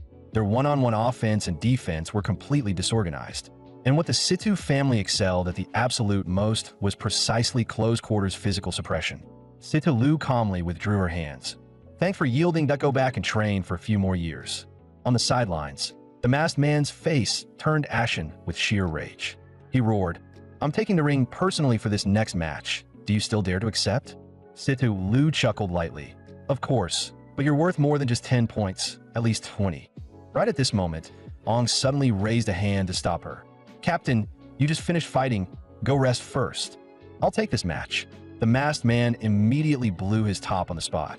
"You little brat, you're not even worthy of fighting me. Tell your captain to get up here." Aang let out a cold laugh. "She's our captain.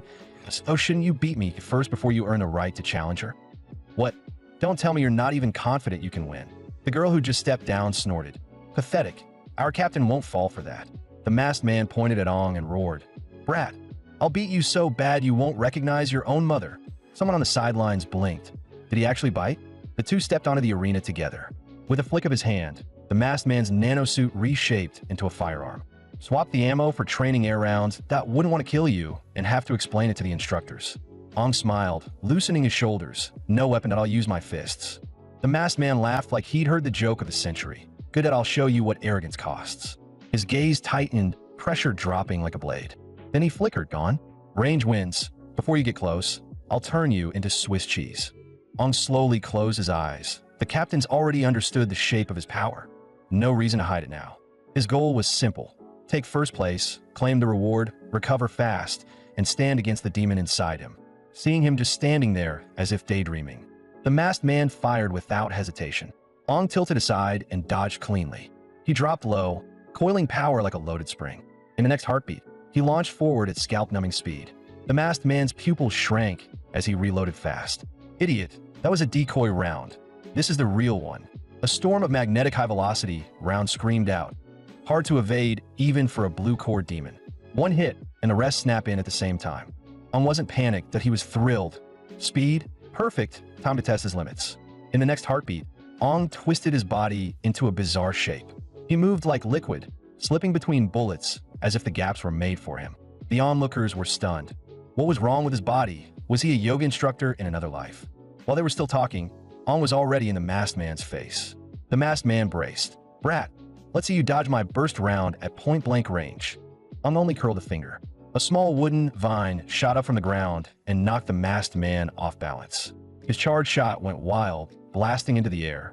Ong seized the opening and grabbed the weapon's grip. His right hand snapped down, striking the joint with ruthless precision. Then a flying kick slammed into the masked man's stomach, sending him skidding back. The fight ended. Ong planted a foot on the gun like a declaration of victory. The masked man trembled, humiliated to the bone. Cheers erupted. "Ong nice, 30 points." The clash between squads drew more and more attention. Even veteran teams started lining up to challenge them. Win some, lose some, but overall, their points climbed at a terrifying pace. By month's end, Aang's squad took the top spot under Jiao Yaotang and earned the right to fight for the final championship against the other two leaders. On finals day, every squad arrived ready to explode. The prize, a chance to visit and study in a B-rank town. Town ranks were determined by fighter strength and core tier. Towns with 1 fin and 2 fin core fighters were C rank. Towns with 2 fin and 3 fin were B rank. A rank towns had at least 3 fin and 4 fin, sometimes even 5 fin core fighters. The one S rank city that judged them all was Dawn City, at the heart of the so-called Land of Hope. Rumor had it Dawn City held countless 5 fin and 6 fin core fighters, and even 7 fin core fighters, the peak of humanity's combat power. After hearing the explanation, Ong fell into a deep silence. Half a century, and the world had changed beyond recognition. In the past, towns weren't neatly ranked. They survived however they could. Dawn City. How would it compare to the city he once commanded? And those old teammates of his, were they still alive out there? Lance suddenly snapped him out of it. Sidhu Lu had finished drawing lots. Their next opponent was Joel's Shining Squad, a famous veteran team, and they didn't even bother hiding their contempt for a bunch of rookies. The moment Captain Ji Yaodang announced the match had begun, the Shining Squad scattered, splitting in every direction. Sidhu Lu recognized it immediately. They wanted clean one-on-ones. She ordered everyone to stick together and collapse on their captain, the slick center part guy. The Shining Squad adjusted on the spot. 3 members flashed forward, aiming straight for Sidhu Lu, forcing Aang's side to turn back and cover her. In the end, it still dragged into single duels, when Sidhu Lu came in like a battering ram. The center part captain sneered. "New Year's comes early. Let me show you some fireworks." A blinding flash burst from his palm. Sidhu Lu's vision washed out for a split second. Nearby teammates were hit too, eyes stinging white. Watching from the side, Joel sighed. He'd warned the idiot 100 times. Don't use flash tricks in team fights. Clearly, he never listened. The center part captain drew his dagger, moving in to finish Sidhu Lu while she was blinded. The blade was about to strike, when a large hand clamped down on his wrist. Aang's voice cut cold. "You're the captain. How do you justify hitting your own teammates with that?" He lifted his right leg high, then smashed it down on the man's shoulder. Force so heavy the ground cracked under it. The center part captain stumbled back, furious. "Damn it, what is that I wear?" It looked like water, mirror-like bends that filtered most of the glare. Situ Lu rushed back in. She stared, confused, at the man in front of her. When did he get there? How did he block it so fast? Ong stepped away. Captain, he's yours, finish him. Situ Lu snapped back to focus. She kicked off and charged again. Idiot, the center part captain spat. You're rushing me again? Fine, take another flash. He raised his hand, then froze. His right arm had dislocated somehow. Was it Ong? In that moment of hesitation, Situ Lu's straight punch buried into his abdomen. A brutal combo followed, hammering every joint she could reach. On the other side, things were easier. Ong had already handled his opponent, and with minimal support, his teammates took control. A heavy thud hit the ground. Situ Lu's fight was over. Your captain's down? Still want to continue? The Shining Squad could only concede. Boss is out. What the hell are we fighting for? The outcome didn't surprise the three captains at all. They knew one thing. Ong still hadn't shown his real trump card. The rival Starflower Squad looked shaken. You lost to rookies because of Situ Lu? The center part captain snorted. Situ Lu is strong. But here's a warning from someone who's fought her for years. Watch the kid named Ong, he's far more terrifying than Situ Lu. The second match began almost immediately. The Starflower Squad struck first, charging straight at them. Lance raised his right hand and began to gather power. Then he drove his fist into the ground. Smoke and dust erupted, swallowing the arena in seconds. Ong only curled a finger. Vines burst from the earth and locked the Starflower girls in place. Situ Lu gave the order. Lance tapped the ground with his toe and launched like a cannonball. The girls tore free at the last moment, dodging the strike, but their formation shattered completely. Situ Lu and Sui Jiao Yui flashed in, appearing in front of one of them. A storm of attacks crashed down. Realizing she'd been baited, the girl tried to call for help, only to find her teammates already pinned down by Ong and Lance. In under 2.5 seconds, two fighters went down. In her brief hesitation, Sui Jiao Yui blinked back in front of her with a grin. Hey sis, spacing out in a fight is dangerous. The next instant, Sui Jiao Yui spread her legs wide and snapped them in, knocking the girl out cold. The match ended that Aang's squad finished the team stage in first place. But just as the individual challenge was about to begin, both captains narrowed their eyes at the same time. They pointed straight into the crowd. I challenge him. Captain Ji Aang was about to explain that challenges were one-on-one, when Ong cut in calmly. It's fine that let's save time so I can go home and watch TV. Both of you come at me together. The two captains bristled at the disrespect, but to reclaim the one chance to visit a B-rank town, they knew the truth. Only teamwork gave them hope. The moment the fight began, Ong flickered and pressured the center part captain immediately. Knowing he couldn't win head-on, the man brought his hands together and began condensing core energy. The Starflower captain's heart jolted. Already, are we going straight into the plan? They'd agreed on it before the match. Ong was too terrifying. Winning required a trick. The Starflower captain would wear specially made tactical glasses. When a center part captain released the flash, the Starflower captain would land a lethal strike. Remember, flash is the signal point one chance, succeed or fail. At that moment, the center part captain's super flash detonated in his palm. The glare was so vicious, even the instructors reflexively squinted, momentarily unable to open their eyes. The Starflower captain knew it was time. She flickered forward, closing in on Ong without a sound. Just as she thought she had him, the man in front of her snapped his head around. Got you, S. Oh, you're the real attacker. Her pupils trembled. She felt something terrifying staring straight through her. Like the next second would drag her into a bottomless abyss. Ong raised his left hand and called on elemental power. Water-type energy condensed out of thin air in a massive surge. It formed into a giant hand and crushed down around the Starflower captain. Even her special glasses were knocked off her face and hit the ground. Hearing something was wrong, the center part captain yelled, "What are you screaming about? Hit him already." The Starflower captain cursed back. Easy for you to say, idiot. I'm the one getting hit. Ong snorted between them. A careful plan. Too bad it still fails. He moved both arms at once and hurled them away like tossing trash. Smoke and dust roared up, swallowing the arena. Captain Ji Aang leapt down, frowning. You brats, don't get carried away and kill someone. But when he looked up, Aang's pressure made his heart jerk. Captain, it's over, Ong said calmly. Announce the result. As the smoke thinned, the scene on the platform finally came into view. Situ Lu's lips curved. I knew he wouldn't lose. But why does he always feel like he's hiding something? Captain Ji Aang walked toward their squad. Finals result. Your squad takes first. You've earned 1 week of study in a B-rank town. After dismissal, Joel stared at Aang's back and couldn't help sighing. That guy is terrifying. I'm not even sure I could beat him now. Captain Ji Yaodang nodded. His future won't be here. He might reach a height that scares even the strongest. Dadageo suddenly reminded him. To reach the B-rank town, the safest route is the underground tunnel. But you'll be leading alone. Stay cautious. Finless demons sometimes wander in.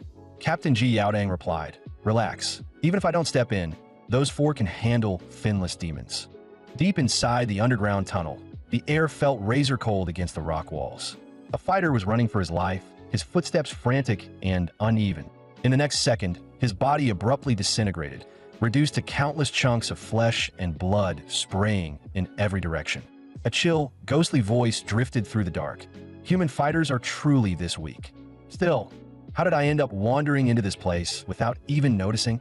The next morning, the group geared up and arrived at the entrance to the underground passage. It was Sui Jioyohue's first time leaving the city, and she was bursting with excitement, snapping photos nonstop. Whoa, I never knew there was a place like this hidden underground. But why does it feel so deserted?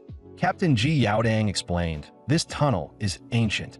After the Dawn War, the number of elite fighters fell off a cliff, and the energy crystals we rely on dwindled. Without massive crystal support, this once vast network was abandoned. This route was actually built by the great warrior Aang himself before his death. Aang chuckled to himself, looking shamelessly pleased. Well, of course, just doing my duty, it's a small thing, really. Captain Ji Yaodang snapped instantly. The hell you mean, of course? What does that have to do with you? Don't act tough just because you share the Lord's name. The trip went strangely smoothly, the sound of laughter carrying them forward as they neared their destination. But just as they were about to arrive, a sharp sense of crisis stabbed into Aang's chest. Something was wrong. Something was approaching from up ahead. Captain Ji Yaodang immediately ordered everyone to stay alert and prepare for combat. As seconds ticked by, fresh crimson blood actually began to seep up from the ground. A figure slowly emerged from the deep shadows. They were about to strike until they realized the man was a fighter from Peta City, a B-rank town. The man was utterly spent, his face drained of all color. Before he could even finish a sentence, he collapsed to the floor with a heavy thud. A weak, raspy sound squeezed out of his throat. Demons, a demon tide hit Peta City. The city has triggered the abandonment alarm. Captain Ji Yaodang jolted in shock. What? How could I have reached that point? Situ Lu asked urgently, confused. What is an abandonment alarm? Can we still make it in time to provide support? Captain Ji Yaotong's voice dropped to a somber tone. There's no point. That alarm only sounds in one specific situation. When every single fighter in the city has fallen in battle. The words hit like ice. Everyone froze where they stood, a chill running down their spines. Even Aang's expression turned grim. Damn, how many people died for this? Suddenly, a streak of fire grew rapidly from the distance. Before anyone could react, it slammed into the fallen fighter. Then it yanked back, dragging the body through the air. A claw caught him like a trophy. A red core, two-finned demon stood there, unmistakable. Oh, it clicked its tongue. Didn't expect a leftover. It tilted its head, smiling. What to do if I don't kill you all? How do I explain myself? With a twist, it snapped the fighter's neck. Then it drew a flaming rope dart, voice dripping cold amusement. So many targets. Who first? How about you? The rope dart whipped out. In an instant, it was in Lance's face. Captain Ji Yaodang moved like lightning, stepping in to block. He poured everything into it, barely stopping the killing blow. The rope dart was forced off course and drilled into the ceiling. But Captain Ji Yaodang's arm was seared half-cooked. Pepper it, and you could serve it. He knew he couldn't win. He grabbed everyone and ran like hell, straight toward the emergency shutdown switch. One press would drop a massive iron gate, enough to block even a three-fin demon strike. The two-fin demon snorted. Pathetic, you think you can still escape today? It kicked off the ground. After images streaked behind it as it hunted them down. They were out of time. Aang shoved the other four into the passage ahead. Then he turned and smashed the button with a punch. Sita Lu sprinted toward him like she'd lost her mind. But the iron gate was already closing. She could only watch Aang's back vanish behind it. She pounded the gate, screaming Aang's name. Then she whirled. Captain, we have to break it open. He can't beat a two-fin demon alone. Captain Ji Yaodang forced everyone to calm down. Before he pushed me through, he said, he told me one thing, protect you all. Aang gave them the chance to live. They couldn't waste it. Lance and Sui Jioyui suggested going back to get Joel and Dadageo. Captain Ji Yaodang shook his head. Useless. Even if they come, they might not beat a two-fin demon. Then he remembered, wait, there's another route. A fork ahead leads to Brian, an A-rank town. We move. Fast out we get help. Meanwhile, the demon cornered Ong. Voice like ice. Stupid human. Worth dying for them? Aang's kick sent it sliding back. Wrong, he said. The one dying today isn't me, it's you. He grinned. Not having to hide my power, it feels incredible. The demon flinched. What are you? Ong chuckled. Sorry that I don't even know myself. But it doesn't matter, I only care about your fire attribute. Wood-type energy surged around Ong. He swung his hand and attacked. The demon burst into laughter. A one-fin wood type? I thought you were special. You do realize fire counters you perfectly, right? It licked its lips. I can smell you. Eating you will boost me, for sure. The two-fin demon spat a massive fireball straight at Ong. Ong blurred aside, barely dodging the impact. Using vines as leverage, he surged forward fast. The demon didn't even bother to evade. Idiot, with what attribute? You'll ignite the moment you touch me. Then Ong switched, water type, and drove a fist through its chest. Sorry, looks like I'm the one countering you now. The demon thrashed, but Ong ripped the core out of its body. Boom! The core shattered into fragments. The narrow tunnel erupted in blinding light. Aang's body began to change. Moments later, he let out an excited roar. This feeling is incredible two-fin demonization complete. More finless demons poured into the tunnel. Remembering the attack pattern, Aang gathered fire energy into his mouth. He exhaled a scorching wave of flame. The heat erased the finless demons in an instant. Scream. Let your screams comfort the warriors you slaughtered. Aang walked toward the tunnel's end, heading into Peta City to see what remained. The moment he stepped out, the sight hit him like a hammer. The once bustling town was ruins. Corpses everywhere, blood running like rivers. Worse, demons hadn't only hunted fighters. They butchered civilians on a massive scale.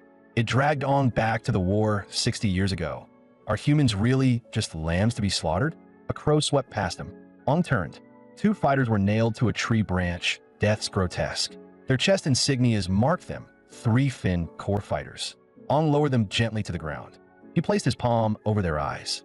Rest, you did enough. A young voice roared behind him. Damn demon, what are you doing to them? Aang realized the boy was terrified of what he looked like now. He tried to speak, but a claw sliced across the boy's throat. A finless demon, still lurking in the city. Aang flashed forward and tore it in half. But the boy's life was already draining away. With his last breath, he whispered, Mom, Dad, Bauer's coming. Then he went limp. Rage and grief flooded Aang like never before. The war between humans and demons had lasted centuries. Whether he was human or demon now, one obsession remained. Kill every demon in this world. More finless demons surged in from every direction. Flames shaped into wings behind Aang's back. He shot into the horde like a cannon round. Explosions chained behind him, one after another. When he landed, a chill ran through him. Those flame wings didn't just boost speed, they could scatter like powder and detonate. The only drawback, he still couldn't truly fly. An idea struck that he sprinted toward a demon corpse blasted into the air. He flooded it with fire through the neck. Aang smiled coldly. Fireworks time. He slammed the corpse into the ground. Boom! The blast erased every demon within dozens of meters. Aang's eyes narrowed. Not bad. Elemental energy has plenty of tricks. The surviving demons were terrified. They turned and fled without looking back. Aang didn't let them. One flaming charge turned a few small fry into charcoal. Then Aang remembered what Captain Jiaodang had said. Besides training, they came to a B-rank town to collect an energy crystal. An energy crystal was basically a refined mass of demon cores. A single core could fuel fighters. Gather enough and refine them, and you got a large energy crystal. It was electricity for the modern world. Towns ran on it. High-ranked towns organized hunts to collect demon cores, then distributed them down the chain. Heroes Town only had enough power for 3 more months. If they couldn't bring the crystal back, the town would fall into crisis. Aang released vines in every direction. Using the energy fluctuations they fed back, he searched for the crystal's location. Moments later, his eyes snapped open. He blurred and sprinted toward a specific direction. This is it. The crystal should be under that cave. Without hesitation, he jumped in. Inside, a massive energy transfer system loomed. But when he entered the storage chamber, the sight made his eyes widen. Every crystal was shattered. The guard were all dead, and the fracture marks weren't random. They were targeted, deliberate sabotage. Damn, since when did demons get this smart? Aang found a nearby armory. Then he took an off-road vehicle and smashed out through the gate. Priority now, find a new town within 3 months. He hadn't driven far when. Logs dropped from above, blocking the road. Ong yanked the wheel just in time, barely saving the only ride he had. When he stepped out to check, a woman's cold voice came from behind the logs. "Don't move, or I won't be gentle." Ong asked coldly, "You're not a scout from the Silver Wolf hunting squad, are you?" A hunting squad was what people called the human core warriors who lived outside town limits, organized, disciplined, and obsessed with scouting and looting supplies. After Ong explained everything as patiently as he could, the girl finally lowered her guard. Then a gunshot cracked. 2 bullets punched clean holes through her wrist. Ong looked up to see several fully armed core warriors closing in. The leader grabbed the girl by the head and forced her face up. He grinned. "Well, they're a remnant of the branding gun hunting squad. Pretty one like you. We'll have a little fun first, then drag you back and let the boss decide what to do with you." Before he finished, Aang's boots sent him flying. Ong hadn't planned to get involved in this kind of mess, but these trash made his skin crawl. Another warrior lifted his gun, and Ong crushed the weapon into fragments with one hand. The man was shaking inside, but he forced a hard stare. "Leave right now, and I might spare you." A heartbeat later, he learned what it felt like to fly. Moments after, the Silver Wolf men were bound up with steel rebar like dumplings, writhing on the ground. Ong used wood-type energy to treat the girl's wounds. Her eyes lit up. "Are you a 4-core warrior? I heard only 4-core warriors can have real skills." Ong gave an awkward laugh. "No, I'm just a special 2-core warrior." The girl knocked her head to the ground 18 times in thanks. Ong steadied her and asked, "Do you know the nearest town from here?" Her expression dimmed. "I know the direction, but can you take me with you?" The closest place is a C-rank town called Sinway Town. But the Silver Wolf hunting squad has taken it over that a few days ago, my branding gun hunting squad tried to rescue the residents. And their captain broke through at the critical moment, a 3-core warrior. We were almost wiped out. That I'm the only one who got away. If it won't interfere with what you're doing, please help me save the town. That I'll do anything to assist. I also heard they seized the town to steal an energy crystal, but nobody knows the real reason. Ong rose slowly. A violent pressure rolled off him. "Lead the way. Anyone who dares steal a town's lifeline is already dead." By dusk, they reached their destination. Ong hid the off-road vehicle in the forest outside the city wall. Then the two crept to the gate and observed. Suddenly, the gate swung open. A terrified father and son sprinted out. They didn't make it far before they were tackled and pinned down. The girl recognized the Silver Wolf hunters and raised her gun. Ong clamped her wrist. "Not yet, that we plan first, then we move." The girl gasped, stammering, "Tita, what is that?" A massive hand slowly stretched out from inside the town. It grabbed the father and son in one motion. Then whoosh, it snapped back out of sight. The girl went pale. "Demon, plans change. Move now. Save whoever we can." She turned to Ong, only to find he was already gone. She chased after him, fuming.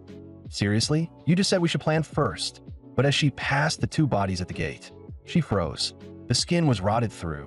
These were corpses that had been dead for a long time. Meanwhile, Ong had already carved his way into the town and realized the Silver Wolf fighters weren't alive at all. They were dead bodies on strings. In that case, there was no reason to hold back. Within a few breaths, he cut down everyone in his path. Then he saw it, a black thread connected to every corpse. The puppeteer had to be a demon with a special ability. If so, following the threads would lead straight to it. Ong exploded forward. In a few bounds, he reached a castle. He kicked the doors open without hesitation. But he was still too late. The father and son were already dead. A cold voice drifted from ahead. "Oh, didn't expect a visitor. But your aura is strange. Are you demon or human?" Aang's expression hardened. That a 3-fin purple core demon stood there, shielding 3 energy crystals behind it. Why would a demon steal those? When Aang didn't answer, the demon waved a hand. A black shadow lunged from the side. Aang blocked and slipped away at the same time. The attacker was a corpse, one with a 3-fin core, most likely the Silver Wolf captain.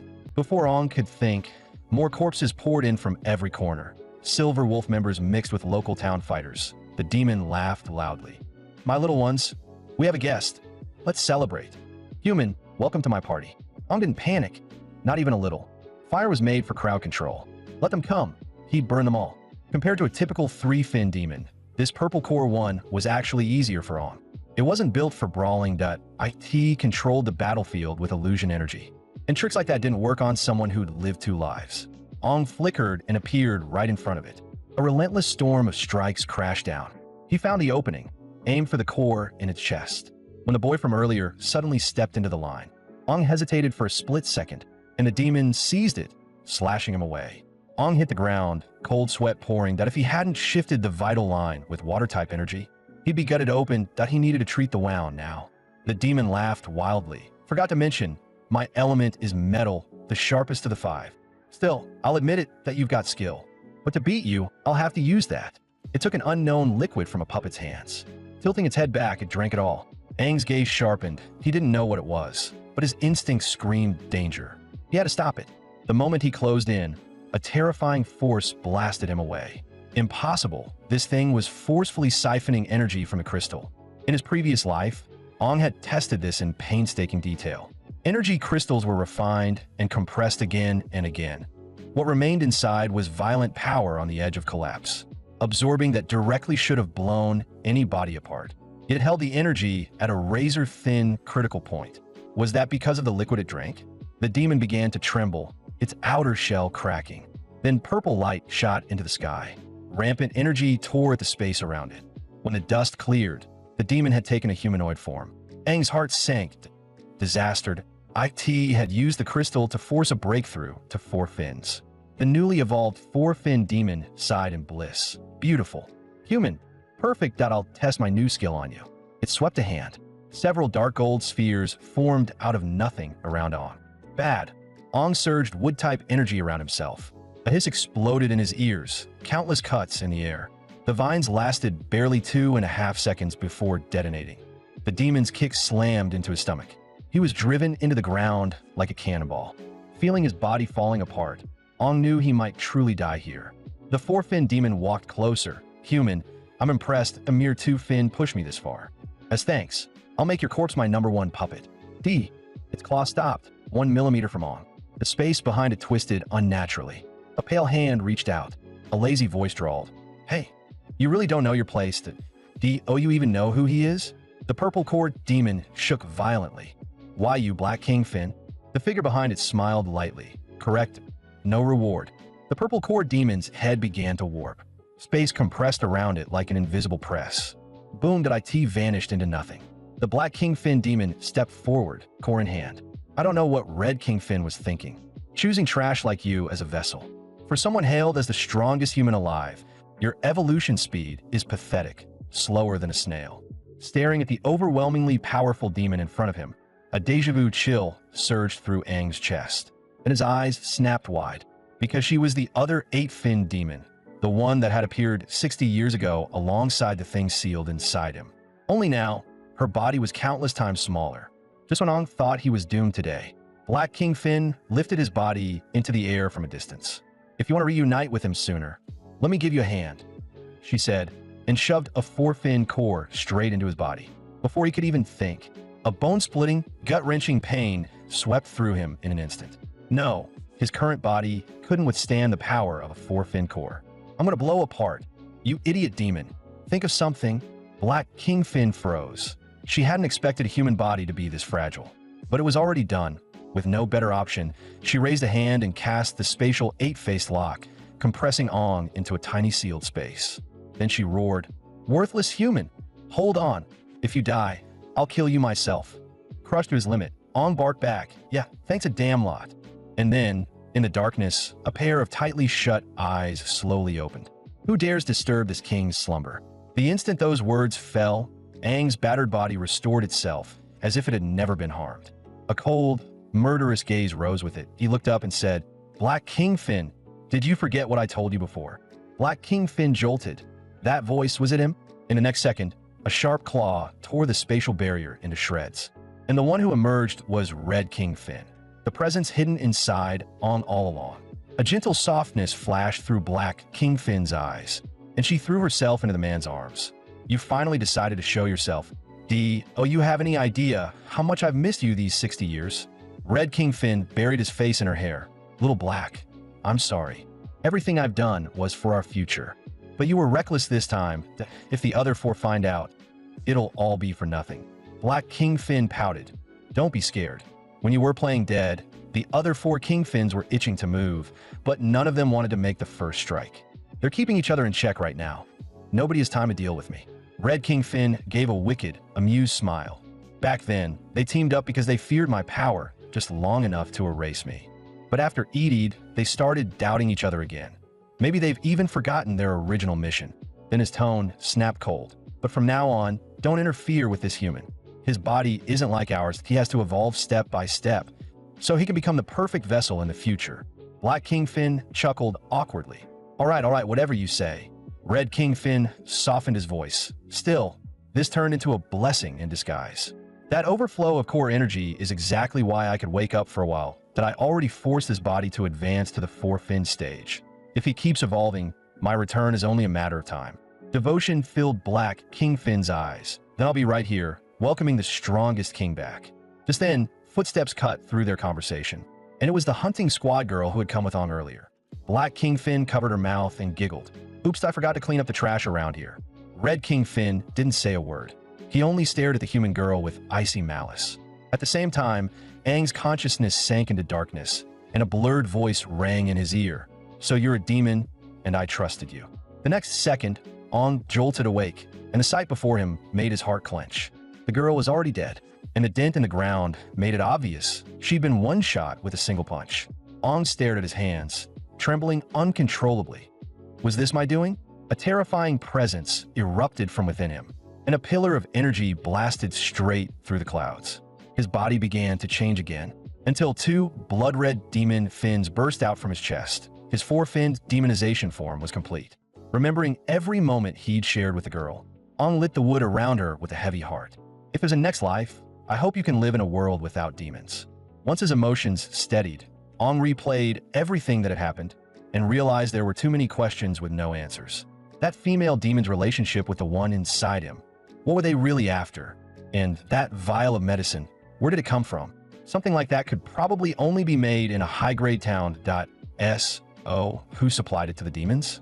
With his mind full of doubt, Ong decided he had to find a large city first. At the very least, he needed to let Captain Joel in Hero's Town know he was alive. So Ong headed to the A-grade town, Pictia.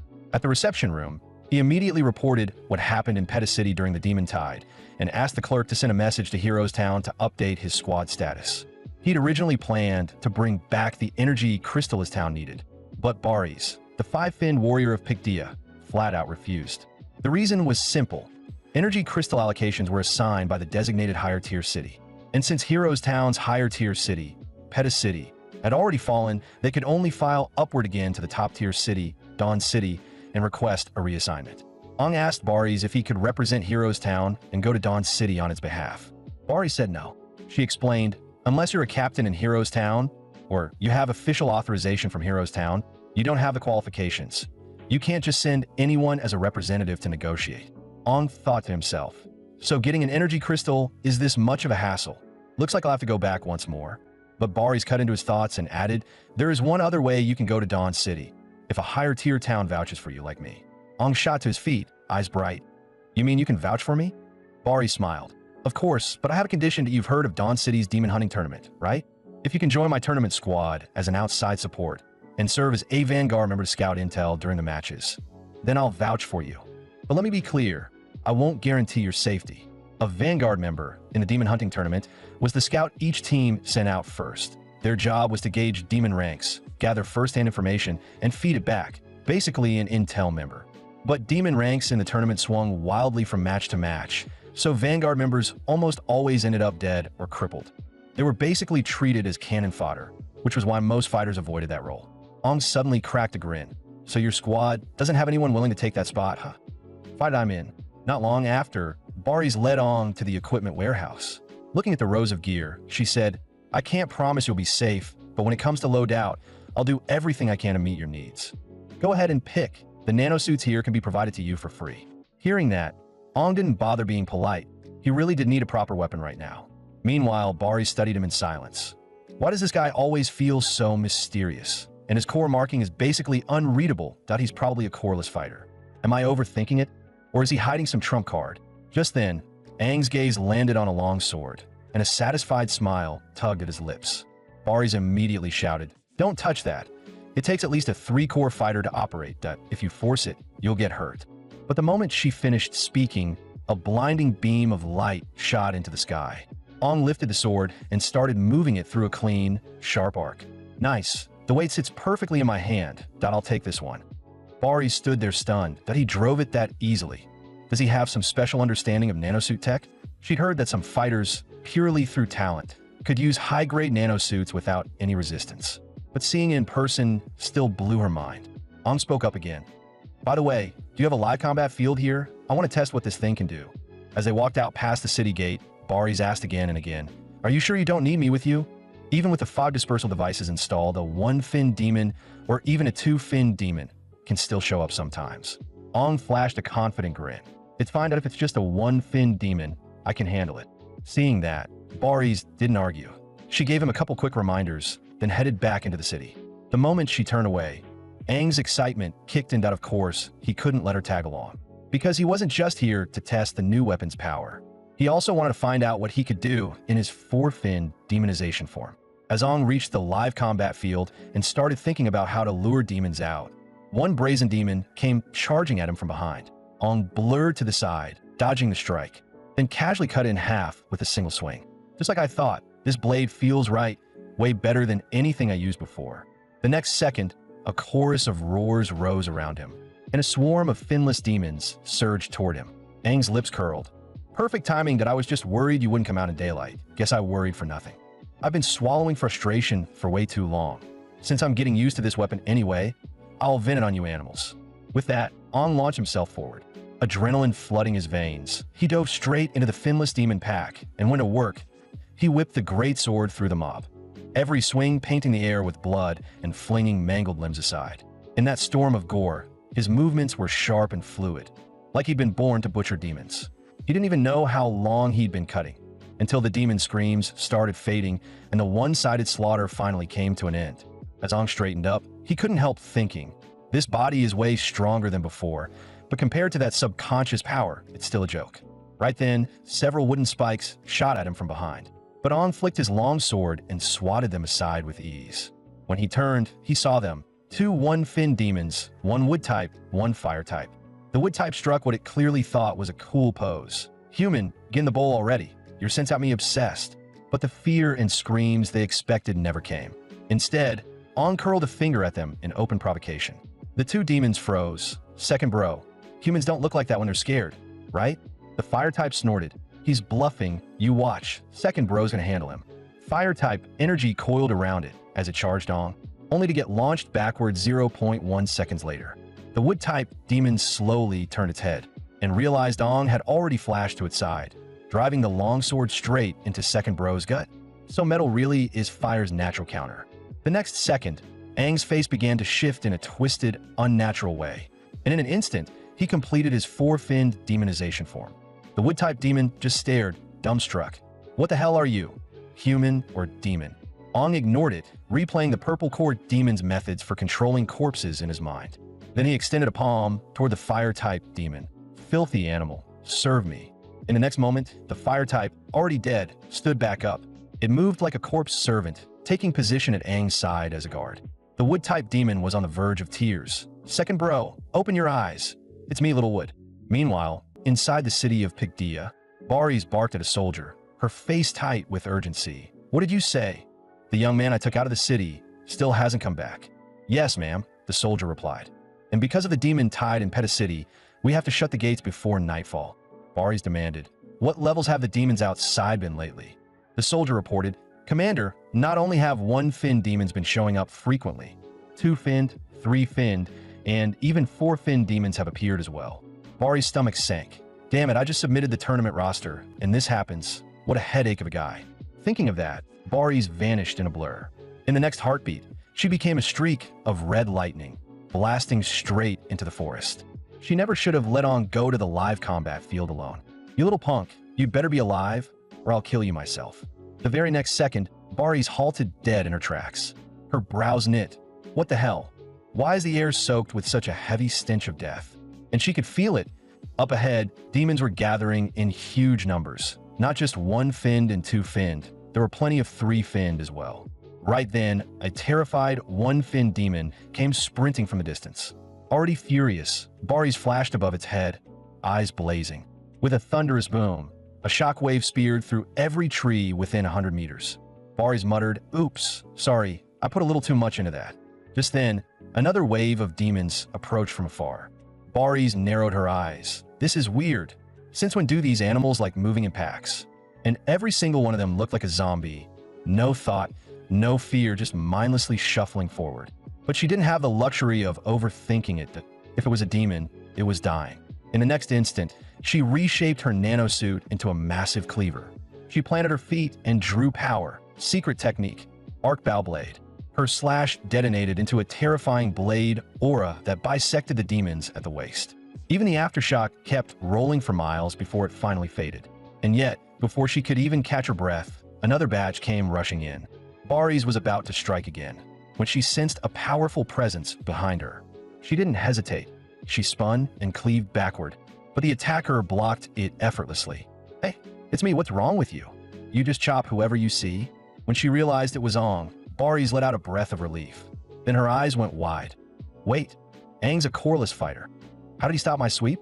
Even a casual swing from me takes a 4-core fighter going all out to block. Who is this guy, really?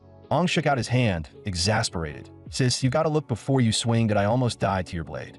Baris scratched her head, embarrassed. Sorry, that one's on me. But this isn't the time that we need to deal with these freak demons first. They're acting way off today. Stay sharp and stick behind me. Ong just walked forward.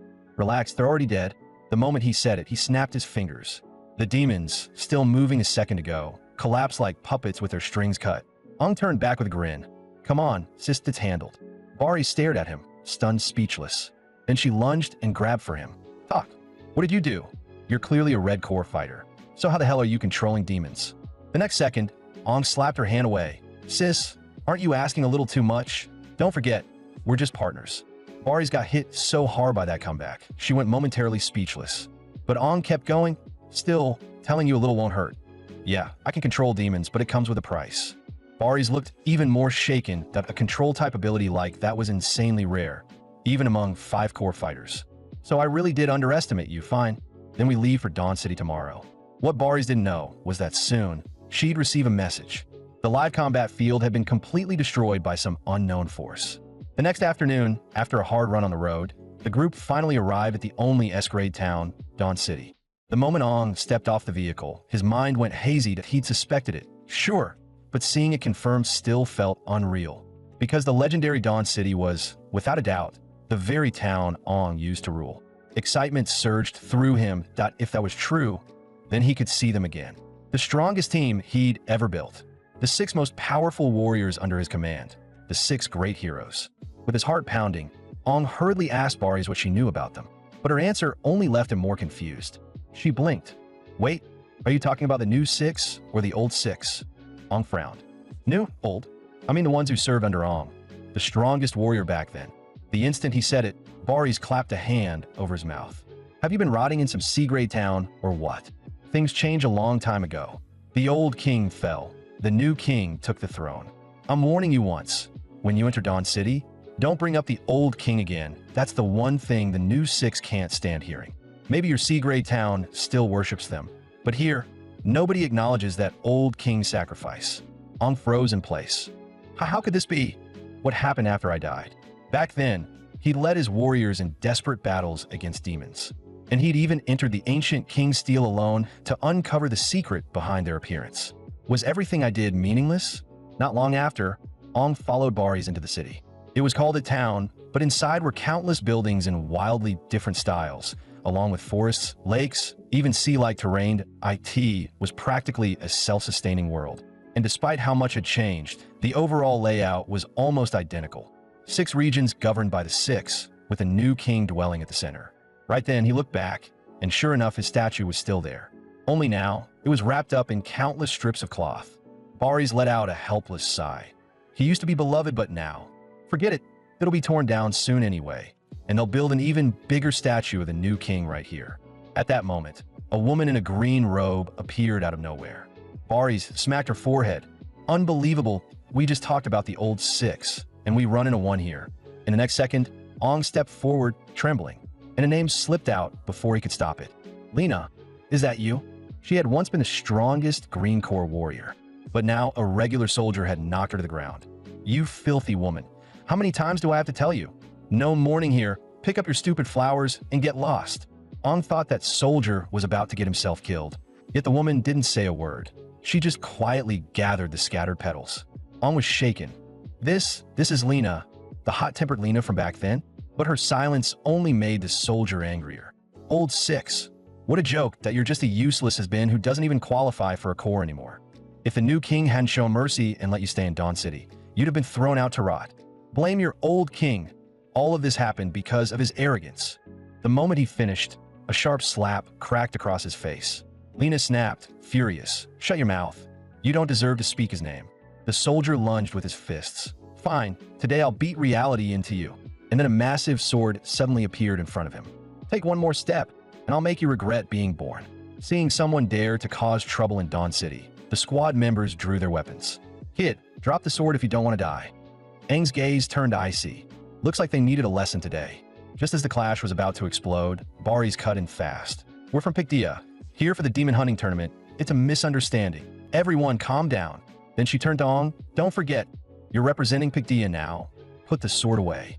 He couldn't be bothered wasting more time on trash like them. With a flick of his hand, he put the sword away. The soldiers also knew it was a bad idea to start a conflict with another town. So after spitting out a final threat, they retreated in frustration. Lena stared at the boy, curious. What's your name? Aang hesitated. He couldn't acknowledge her. Not why IT would only drag her into bigger trouble. Bari's cut in first. Him. Same name as that man. Aang, but this one's just a troublemaking, edgy kid. The introduction was so ridiculous, it almost made him sigh. But he played along, putting on a clueless look. I just couldn't stand those trash talking like that. Lena nodded at Aang, disappointed. Then she pulled her hood on and walked off into the distance, murmuring to herself, I'm so stupid. Turns out it was just a name.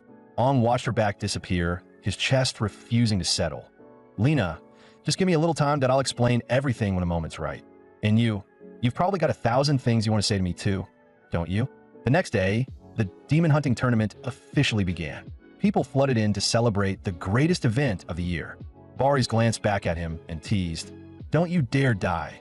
Once the tournament's over, I'll help you negotiate the energy crystal situation. Aang shrugged. Relaxed, I'm hard to kill. Then he spotted that familiar green figure in the crowd. He smiled, lifting a hand in a small wave. Lena immediately lowered her hat to hide her face. The battlefield was set inside the city, deep in a forest-type terrain. Even the instructors could only escort the teams to the entrance. Bari's rallied them. For Pictia's glory, hunt the demons. The squad roared back. For glory, we won't fail our mission. Aang felt a little awkward that, should I have shouted with him just now? The moment they entered, his teammates suddenly bowed deeply. The intel job is all yours. We'll remember you forever. Brother Aang, if you've got any last wish, tell me. Your mom's my aunt from today on. That whole over-the-top send-off made him go speechless. Yeah, being Vanguard was dangerous, but did they really have to treat it like a funeral? Once all the Vanguards assembled, the host launched into a fiery speech to whip the crowd up. Warriors, your mission is to push deep into the competition zone and gather as many clues and intel about demons as possible for your squads. But you'll be facing demons of unknown ranks, so stay sharp and stay alive. The moment he finished, deafening cheers shook the entire venue. Vanguard's charge. You're the best. With the hype at its peak, the host suddenly raised his voice. And now, let us welcome the highest chief judge of this tournament, one of the greatest of the new six. The strongest dual 7-core healing-type warrior humanity has ever produced. Mr. Vandarin. The arena exploded. The crowd screamed. Vandarin, I want to have your babies. Aang's expression snapped. Dual cores? So the concept tech from back then has actually become reality.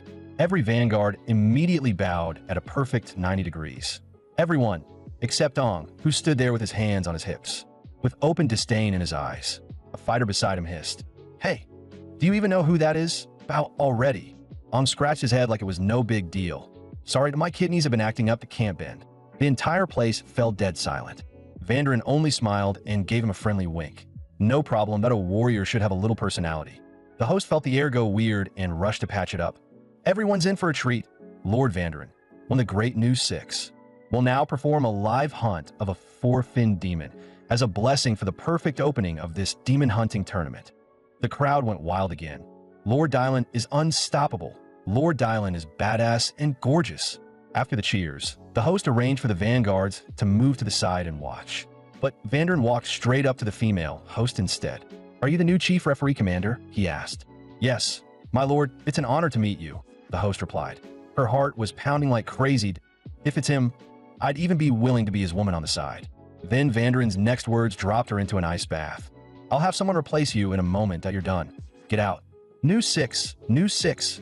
Every other word is new. That word pisses me off. If you weren't a warrior of Dawn City, I would have slapped you into paste already. The clueless audience kept screaming anyway. "Aw, Lord Dylan is so gentle." He even leaned down to talk to her. Ong, however, caught the host's panicked expression. This new six clearly wasn't as kind as he looked on the surface. After putting on his headset, Vandarin faced the crowd himself. "All right then, the hunting exhibition begins. Consider it a good luck kickoff for these brave Vanguard warriors." The moment he spoke, a rumbling roar shook the ground beside him. A massive iron container rose up from beneath the arena floor. Inside was a four-finned demon with a red core and metal element. It stepped out slowly. "Stupid humans, you dragged me into an open plaza packed with people, trying to stuff me till I burst?" With that, it shot toward the stands like a cannonball and slammed into an invisible barrier. Before it could react, an energy rope snapped around its waist from behind, yanked hard, and smashed it into the ground. Vandarin laughed arrogantly. "Idiot, you think this is an all-you-can-eat buffet. If I didn't have absolute confidence, why would I let you out?" That barrier was set by the illusion genius among the six. "Forget you, even I need a few tricks to break it. Now, then, let me show you what the strongest healing-type warrior can really do." The demon clearly realized it was doomed today, but its pride still drove it to gamble everything. Ultimate art, saw-edge handblade. A terrifying shockwave swept the entire arena. Yet Vandarin walked out of the smoke without a scratch. "Stop wasting your breath. Today ends one way, your death." The demon refused to believe it and threw another punch at him, only for its claw to split open with multiple wounds the instant it touched the protective field. Then pop, it blew apart into nothing. The injured demon stared in disbelief. "Aren't you a healer? Why is your energy so violent?" Vandarin looked at it like it was entertainment. "Ugly thing, I'm not some ordinary green core warrior." With only its right arm left, the demon still tried to attack again. But several green flashes flickered in front of it, and it was bound up tight like a wrapped dumpling. Vandarin toyed with the green threads in his hand. "I'll admit, you put on a fun show. Now it's time to die." His finger twitched. A flood of green energy poured into the demon's arm, and the arm stabbed straight into its own mouth. When someone talks too much, I start with the mouth. With more and more energy forced in, its body swelled like a balloon, until it exploded with a wet boom into a spray of flesh. Vandarin stood in the rain of blood like a god. Let the blood of demons open the curtain on this tournament. The atmosphere hit its peak. The crowd screamed the six names like they'd lost their minds. Ong watched the man in the blood rain, his expression heavy. So this was the power of dual cores. Two cores reinforcing each other until it went far beyond 1+1. If a single member of the new six was this terrifying, what kind of monster was the new king? The host respectfully invited Vandarin to step off the stage. But as he passed by Ong, Vandarin suddenly stopped. "Vanguard, hold up." Ong turned back, impatient. "Yeah, what is it?" Vandarin's eyes narrowed. "You seem to have a bit of hostility toward me." A cold flash passed through Aang's gaze, but he quickly put on a bright smile. "My lord, you misunderstood. I'm just keeping myself sharp before I go in." Vandarin gave him a long, meaningful look. "Interesting warrior. I'll be watching you, don't disappoint me." Watching that arrogant figure disappear into the distance, Aang's veins practically popped. Who the hell does he think he is? Don't disappoint me. When I was carving up demons, that guy was probably still playing pretend. Soon the vanguards finished assembling, and the host began explaining the rules. A vanguard was basically the eyes of the entire squad, the one who entered the zone first to scout, find the best routes, and help the team maximize points. In this forest zone, there are not only huge numbers of finless demons, but also some one-finned and two-finned demons, plus a small number of three-finned demons. Explore carefully and protect yourselves. Ong glanced back at the others. Most of them were two-core fighters, but after living behind the city wall for so long, they probably couldn't even handle an average second-rank demon. Some of them might not even be as strong as Jiao Yaotang and the other one-core fighters. No wonder the Vanguard survival rate had been a miserable 25%. Then the host dropped a bombshell that stunned everyone. There was a four-finned demon hidden inside the zone. It was imprisoned somewhere in the forest. If any team found it and killed it, the match would end immediately, and that team would win on the spot. The moment the round began, every vanguard sprinted into the forest. Ong, on the other hand, strolled forward like he was taking an after-dinner walk, because he only had one target, the one and only four-finned demon. On the giant screen above, Aang's live feed was being broadcast in real time. Vandarin clearly didn't like Aang's laid-back attitude. Pull every file you have on that vanguard. The assistant checked and reported, "My lord, he's a fighter from Picdia. Registered level, 3 core." Vandarin's eyes sharpened. 3 core, huh? No wonder he's so arrogant. What's his name? The assistant hesitated. It looks like his name is Ong. Crack. Vandarin crushed the armrest in his grip. He glared at the assistant. Say that again. What did you call him? The assistant shoved a tablet forward, terrified. My lord, please here. The data's right here. Just see for yourself. Killing intent flooded Vandarin's eyes. Ong. What a disgustingly irritating name. Meanwhile, Aang's teammates were grinding their teeth. That guy's literally just sightseeing. They turned and complained to Baris. Captain, look at the man you picked. Baris wasn't worried in the slightest, still lounging there with a cigar. Because before the tournament started, Ong had already come to her. Let's make a deal that I guarantee Picdia wins in the end. On one condition, you don't interfere with me. Deal? Baris' interest sparked. You little punk, you're getting harder and harder to read. Find I'll sit right here and wait for the good news. Meanwhile, inside the arena, several vanguards were fleeing in panic, because a powerful three-finned demon had appeared behind them.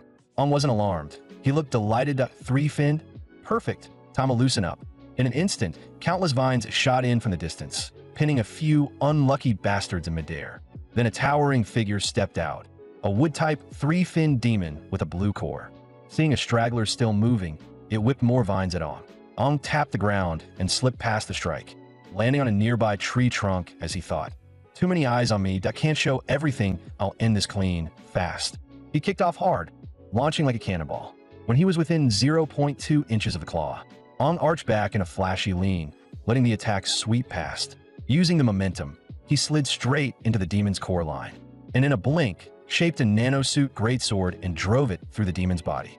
A violent shockwave rolled through the entire forest as the demon was pinned frozen in midair. Everyone watching went wide-eyed. Ong slowly turned and looked up toward the spectator stands, the highest ground, best view. That had to be where Vandarin was sitting. If Ong wanted him to see the full show, then the one and only four-finned demon was definitely hiding somewhere near that area. With that thought, Ong headed straight for the spot. Fighting erupted non-stop along the way. Countless two-finned and three-finned demons died under Aang's blade. There were far more demons here than anyone would have guessed. No wonder the Vanguard survival rate was always so miserable. Meanwhile, Vandarin watched Ong with growing interest. He actually guessed the four-finned demon's location. Looks like he's got plenty of confidence. On the other side, Aang's squad mates were already stunned out of their minds. What is Ong doing? With our squad strength, we can't possibly beat a four-finned demon. Commander, was this your idea? Baris broke into a cold sweat, because even she had no clue what Ong was planning. She could only hope he didn't drag her into a catastrophe. After a long wait, a massive iron container finally appeared in front of Ong. The host shouted excitedly, Picdia's vanguard has found the four-finned demon's location. He'll plan the best route and return to his squad any moment now. But the next second, gasps ripped through the venue. Because Ong didn't retreat at all, he swung his blade and cut every seal clean off. The restraints released, and a terrifying killing intent erupted from inside the container. Vandarin sprang to his feet, thrilled. So you weren't plotting a route for your squad. You're planning to kill a four-finned alone? It's been a long time since I've seen someone this interesting. The host's voice went hoarse. Unbelievable. Picdia's vanguard is actually going to face a four-finned demon alone. This has never happened in tournament history. The arena exploded into deafening chants. Picdia! Picdia! Ong stared at the container with icy eyes. Animal, get out here. Boom! The top of the container exploded into fragments. What emerged was a four-finned demon with a blue core and water-type energy. When it saw there was only one human outside, Ong, it let out a sinister laugh. Kid, bad luck that you'll be my appetizer today. Its body twisted into a grotesque shape, then turned into a massive drill and launched straight at Ong. Ong slashed, throwing up an earthen wall to block it, but it pierced through effortlessly. In the next heartbeat, it was right in front of him. Weak human, get shredded like that dirt wall. The claws were about to touch Aang's head, when a figure burst from the ground and grabbed it in a death grip, a powerful three-finned demon. Ong raised a hand, controlling the three-finned at his side. Who said I'm alone? Come meet my demon puppets. The moment he spoke, two more figures appeared in the air. Then waves of elemental power crashed down on the four-finned like a storm. Watching from the stands, even Vandarin lost his composure. That is, the demons he killed earlier? Baris, meanwhile, finally let out a long breath. There it is, his ridiculous, unfair controllability. The four fins stumbled out of the blast zone, battered and furious. Who are you? You can control demon corpses? Ong advanced slowly, his demon puppets closing in with him. I don't have time to explain. When you hit hell, ask your buddies. Those arrogant words blasted through the big screen to every spectator. And from that moment on, they would remember the name Ong. Right then, the demon puppets charged the four-finned again without fear of death. The four-finned snapped into a defensive stance. You don't seriously think they can beat me, do you? The instant it finished speaking, an ice-cold voice dropped from above. You no longer have any reason to exist. A blurred figure descended and stomped the four-finned into bloody mush in a single step. The sudden turn left Ong frozen in place, because the one who arrived was none other than Vandarin, who was supposed to be in the stands. Vandarin sounded almost excited. My apologies for interrupting your fight, but I'm extremely curious about you. Would you mind sparring with me, just a little? Before Ong could answer, a sky-crushing aura erupted from Vandarin's body. The audience thought it was part of the tournament's planned spectacle, and they went insane, fists pumping, screams erupting. But Aang's expression turned heavy, because he could feel it clearly. Vandarin's killing intent was thick enough to choke on. Seeing how calm Ong remained, Vandarin looked surprised. If you were an ordinary four-core fighter, you'd be on your knees already. So you really are something. Ong smiled. You flatter me, my lord. Maybe it's because I've had a special ability since I was a kid. You know, genius and all. Naturally, I'm stronger than my peers. Vandarin let out a chilling laugh. Interesting, very interesting. Then let me see what this genius can do. The moment he finished speaking, Vandarin vanished into an afterimage and flashed right in front of Ong. He slammed a fist down, cracking the ground like shattered glass. Ong dodged with everything he had, but his cheek still split open. Bastard, he's trying to kill me. A wicked laugh seeped out of the dust. Didn't expect you to be on guard the whole time, but if you weren't, you never would have dodged that. I'm getting more and more curious about you. Ong stood up in the distance and spoke evenly. Mind if I ask, why is your hostility toward me so intense? Vandarin didn't answer, that he flickered and appeared behind Ong. A massive energy fist dropped from the sky, blasting Ong backward on a violent shockwave. Before Ong could even breathe, Vandarin chased him like a ghost and smashed down another punch. The aftershock flung Ong away again, until he finally stopped after crashing through several trees. Vandarin thought to himself, ever since my last encounter with Black King Finn, I haven't felt pressure like this in a long time. But from what Ong can tell, he isn't even using half his strength. Then a cold voice whispered from behind Ong, didn't you ask why I hate you? First, I can't stand your attitude. Second, that damn name of yours gets under my skin. Aang's veins bulged. So at the end of the day, you hate me because of the old king pathetic. Back then, I led my team and fought demons like our lives meant nothing. And this is what it amounts to. Vandarin reached out, grabbing toward Ong Kid. Playtime ends here. After you die, I'll announce you were a demon spy. Aang's rage hit the roof. Playtime? Who the hell do you think you are? The moment the words fell, Aang's aura exploded. He charged Vandarin like a beast unleashed. Two surging forces collided head-on, and the blast shook the entire tournament grounds. A figure shot out of the smoke and skidded dozens of meters before stopping. The crowd's jaws dropped, because the one who got launched was Vandarin, and there was a thin cut across his face. It healed in the next second, but Vandarin still stared at Ong with a twisted expression. Good B.O. wide, so you've been hiding power. Fine, then I'll get serious. Aang's presence peaked, and he advanced without a shred of fear. Vandarin suddenly crouched low, and a torrent of energy burst out of him. The audience went completely berserk. It's Lord Dylan's signature move, Death Wheel of Oblivion. That Ong is finished, but surely Lord Dylan will hold back. In the next instant, Vandarin kicked off the ground and shot at Ong like a cannonball. Ong knew he couldn't hold back anymore. Four blood-red demon fins slowly pushed out from within him. Even if he died here today, he was taking one of Vandarin's legs with him. Just as the two were about to collide, a graceful figure suddenly appeared above the arena, then plunged straight down between them, releasing an energy barrier that blocked Vandarin's attack completely. After being knocked back hundreds of meters, Vandarin steadied himself. That was stupid, he said coldly. Aren't you afraid you'll provoke the new king's wrath? As the smoke cleared, a woman's silhouette slowly came into view. One of the old six, the seven-core healing warrior, Yahello. She spoke evenly. My apologies, he resembles someone I once knew. So today, I'm keeping this kid alive. Staring at that familiar figure, Ong felt his mind go distant. Wasn't there a time when I stood in front of her like this, protecting her? Vandarin laughed. Yahello, you actually dared to put on your combat suit without permission? Trying to challenge the new king's authority? Yahello folded her arms. I think you've got it wrong. The new king forbids us from joining demon hunts. He didn't say we couldn't wear clothes. What? Do you want me naked? Ong could only shake his head. Helpless. Same old Lena, still as blunt as ever. Vandarin's face darkened. Mouthy woman, oh, you really think I won't touch you? Yahello smiled. Great news, Six. In a setting like this, are you sure you want to start a public fight with me? And his strength is obvious to everyone. How long are you planning to test him? Vandarin snorted. What I do isn't for a filthy woman like you to question. He fired several energy arrows in a snap. You could disgusting things die. Yahello's aura erupted, no longer holding back. But before she could move, Ong flashed in front of her and blocked every shot.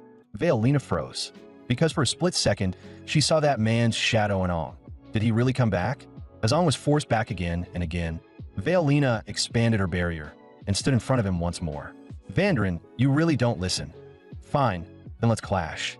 A golden light flickered in Vandarin's eyes. So you finally can't hold it in? Then I'll use my full strength.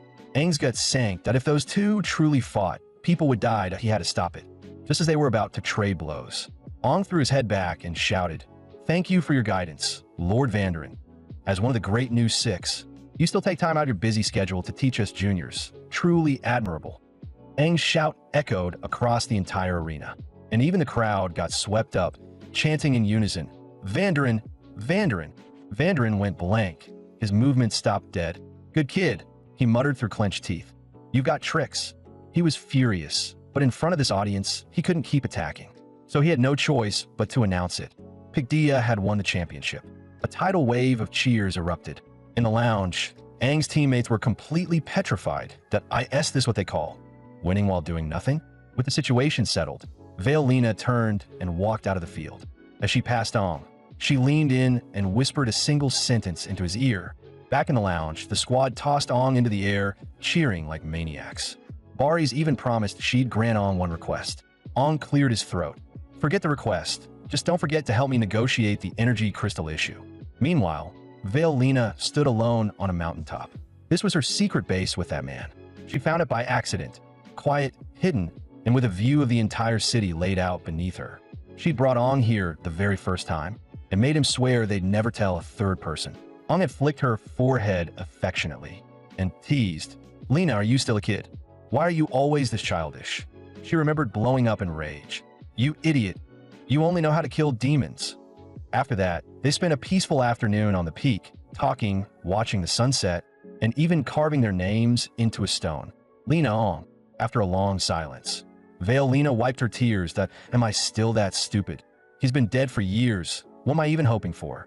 And then a familiar voice spoke behind her. "Sorry, I'm late." Yahello turned slowly, like she didn't dare believe it.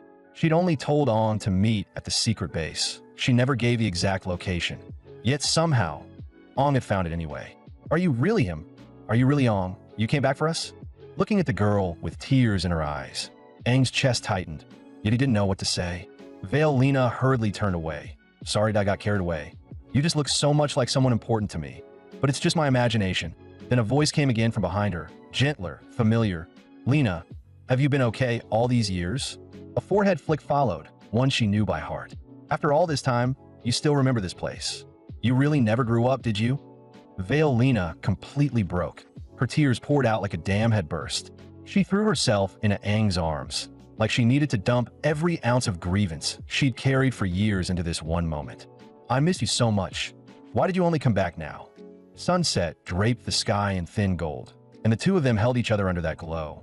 Ong whispered, "I'm sorry, I never imagined an 8-finned demon existed, and I never imagined I'd be reborn this many years later." Yahello stared, stunned. Reborn? 8-finned demon? None of it made sense to her. Ong admitted, "Honestly, even I don't fully understand how it happened. And inside me, something even more terrifying is still asleep." Yahello smiled softly. "I don't get it. But it doesn't matter anymore, does it? What matters is you're standing right here in front of me. Ong asked quietly. Lena, back then we risked our lives for humanity. So why does everyone hate us now? Lena sighed. If I have to put it into words, it's because of you. Back then you wanted the truth behind the demons. So you led the warriors into the ancient king's steel, but a lot of people tried to stop you. Because the situation was finally tilted in humanity's favor, and everyone wanted to preserve that balance. But you wouldn't listen. You were determined to wipe the demons out completely, and you told everyone to wait for your victorious return. And what they got instead was the news that you died in battle. Our king has left us in an instant. The warriors' morale and confidence collapsed, and endless despair fell over humanity. At the most critical moment, when everything was hanging by a thread, the demon tide that had been barely suppressed suddenly surged back with brutal force, pouring in from every direction like a black flood. It felt like the end of the world. Humans were slaughtered and pushed back step by step. 90% of the warriors died in that catastrophe. So to many people, Ong became the culprit behind the disaster. And later, as the new king and the new six rose to power, the hatred toward Ong only deepened. Because they were the very people who had opposed Ong back then. And the old six, as a result, were stripped of their status as warriors. Hearing that, Aang's whole body trembled. Did I really make the wrong call? Did my stubbornness get that many people killed and turn my comrades into targets of the world's scorn? Lena slowly exhaled. After all these years, does it still matter who was right and who was wrong? Aang's voice sharpened. Of course it matters. I went into the ancient king's steel for humanity's sake.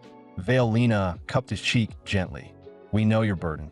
Maybe because you were the pillar holding humanity up. When you fell, you became the one everyone blamed to vent their pain. Ong forced himself to steady his breathing, then asked how the old six were doing now. Lena's eyes dimmed. 3 of them died in that catastrophe. The yellow core warrior, Anrin of the Earth, was gravely injured and disappeared into the wilds, cutting ties with the world. The blue core warrior, Desha the Phantom, resisted the new king. They broke his limbs and threw him into a death cell. And the only reason I'm still trapped in this heartbreaking place is because I'm trying to get him out. Aang's veins bulged with rage. What? They did that to him.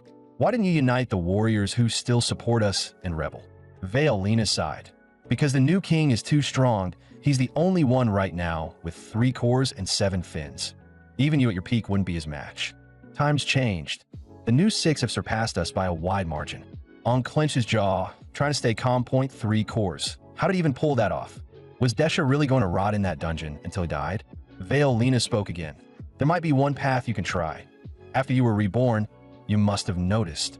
Demons don't just have 6 core types anymore. Red, yellow, green, blue, black. They've also evolved 5 kinds of elemental power. Metal, wood, water, fire, and earth. Aang already knew that. He'd mastered 4 elements inside himself, but had never told anyone. But Lena, what does that have to do with a warrior's strength? Lena's gaze sharpened. What if humans can fuse elemental power too? Aang froze. What? You mean humans can fuse now? Lena nodded. Yes, but the minimum threshold is a 5-core warrior. Then you head to the castle of Dagula's buried bones and fight for a precious fusion core. The name Dagula sent a chill down Aang's spine. That place had once been one of the fiercest battlefields between humans and demons. As far as the eye could see, bones, wreckage, and corpses from both sides. Lena continued. In that hellish place, someone discovered a special type of demon one day. They're born as 5-finned demons, and in the hollow opening in their chest, a fusion crystal floats. Only a warrior who obtains that has even a slim chance of fusing elemental power successfully. Aang asked, has anyone fused all 5 elements? Lena let out a short laugh. Don't be ridiculous. 1 person can fuse at most 1. The elements counter and clash with each other. Even the new king and the new 6 only fused 1. Aang's eyes widened. You're saying they've all succeeded? Then why didn't I see it when I fought Vandrin? Lena answered quietly. Because he cares about his image, he never used his full strength. If he had, you wouldn't have been able to fight back at all. It was hard to accept, but the truth was simple. The new 6 were far stronger than they used to be. That was why Lena, no matter what she tried, still couldn't get Desha out. After hearing all of it, Aang fell into deep thought. The elements were supposed to counter each other, yet he clearly carried 4 kinds of elemental power. Was that because of Red King Finn? Either way, the priority was obvious. Aang had to grow stronger fast. That meant one thing. Dagula's buried bones castle. Lena tried to steady him. Aang, Calm down. AT your level. A 4-core fighter. You can't absorb a fusion core. Ong smiled with quiet confidence. That's true for normal people, and I'm pretty sure I can break the limit. Not long after, Ong found Baris and told her he'd be leaving Dawn City soon. So the energy crystal negotiations needed to happen immediately. Baris stretched lazily, completely unbothered. No problem. Tomorrow morning, I'll take you to the person in charge. Just then, a few familiar figures up ahead caught Aang's eye. Sita Lu seemed to sense something too. She snapped her head around. The moment she saw Aang's face, her eyes shook with disbelief and emotion. Ong, is it really you? The others heard her voice and turned as well, then rushed Ong all at once. Ong, you're alive. We miss you like crazy. After the whirlwind of greetings, Ong learned from Jiao Yaotang that the energy crystal matter had already been handled. Hearing that, Baris didn't linger. She gave Jiao Yaotang a brief nod and walked off. Jiao Yaotang leaned in and whispered Ong, go talk to Sita Lu. Ever since you disappeared, she's barely eaten. She's been drifting through the days like she lost her soul, that she's not the same person. Not long after, Ong stood in front of Sita Lu. Captain, I'm sorry. Ong reporting back. Sita Lu sniffed, eyes reddening. Then she raised her fist and punched Ong once in the chest. I'm keeping this score. You're never leaving the squad without permission again. Aang's heart jolted. Yes, ma'am. Even if you beat me to death, I'm not going anywhere. The joy of reunion filled everyone's chest. But none of them noticed a woman watching from far away. She murmured, almost wistful, they look just like we did back then. After the reunion, Jiao Yaotang arranged for Sita Lu to accompany Ong to Dagula's Buried Bones Castle to fight for a precious fusion core. They got in the end, but Ong was ambushed by multiple attackers and left heavily wounded. Sita Lu screamed Aang's name, begging him to stay awake. And before she could finish the sentence, his hand fell limp. The crystal slipped from his grasp and hit the ground. At the same time, a 5-finned demon silently appeared above them, and its sharp claw spike pierced straight through Sita Lu. She trembled, reaching for Aang's hand, only to collapse weakly. I'm sorry, I was too weak that I couldn't protect you. The next second, Sita Lu jolted awake. Everything that happened was just a dream, but it felt too real. Her chest still ached faintly. Her pajamas were soaked through, and she started toward the bathroom. Then the door got kicked open. Sita Lu, are you okay? I heard you screaming. Ong froze for one heartbeat, face burning red. A scream and a yelp exploded at the same time. The next thing anyone knew, Ong got tossed out like trash. He gritted his teeth. Damn it, it's not like I've never seen it before. Why is she freaking out? I'm never helping her again. Not long after, Sita Lu came out of the inn, fully composed, and threatened Ong. If he told anyone what happened, he'd regret it.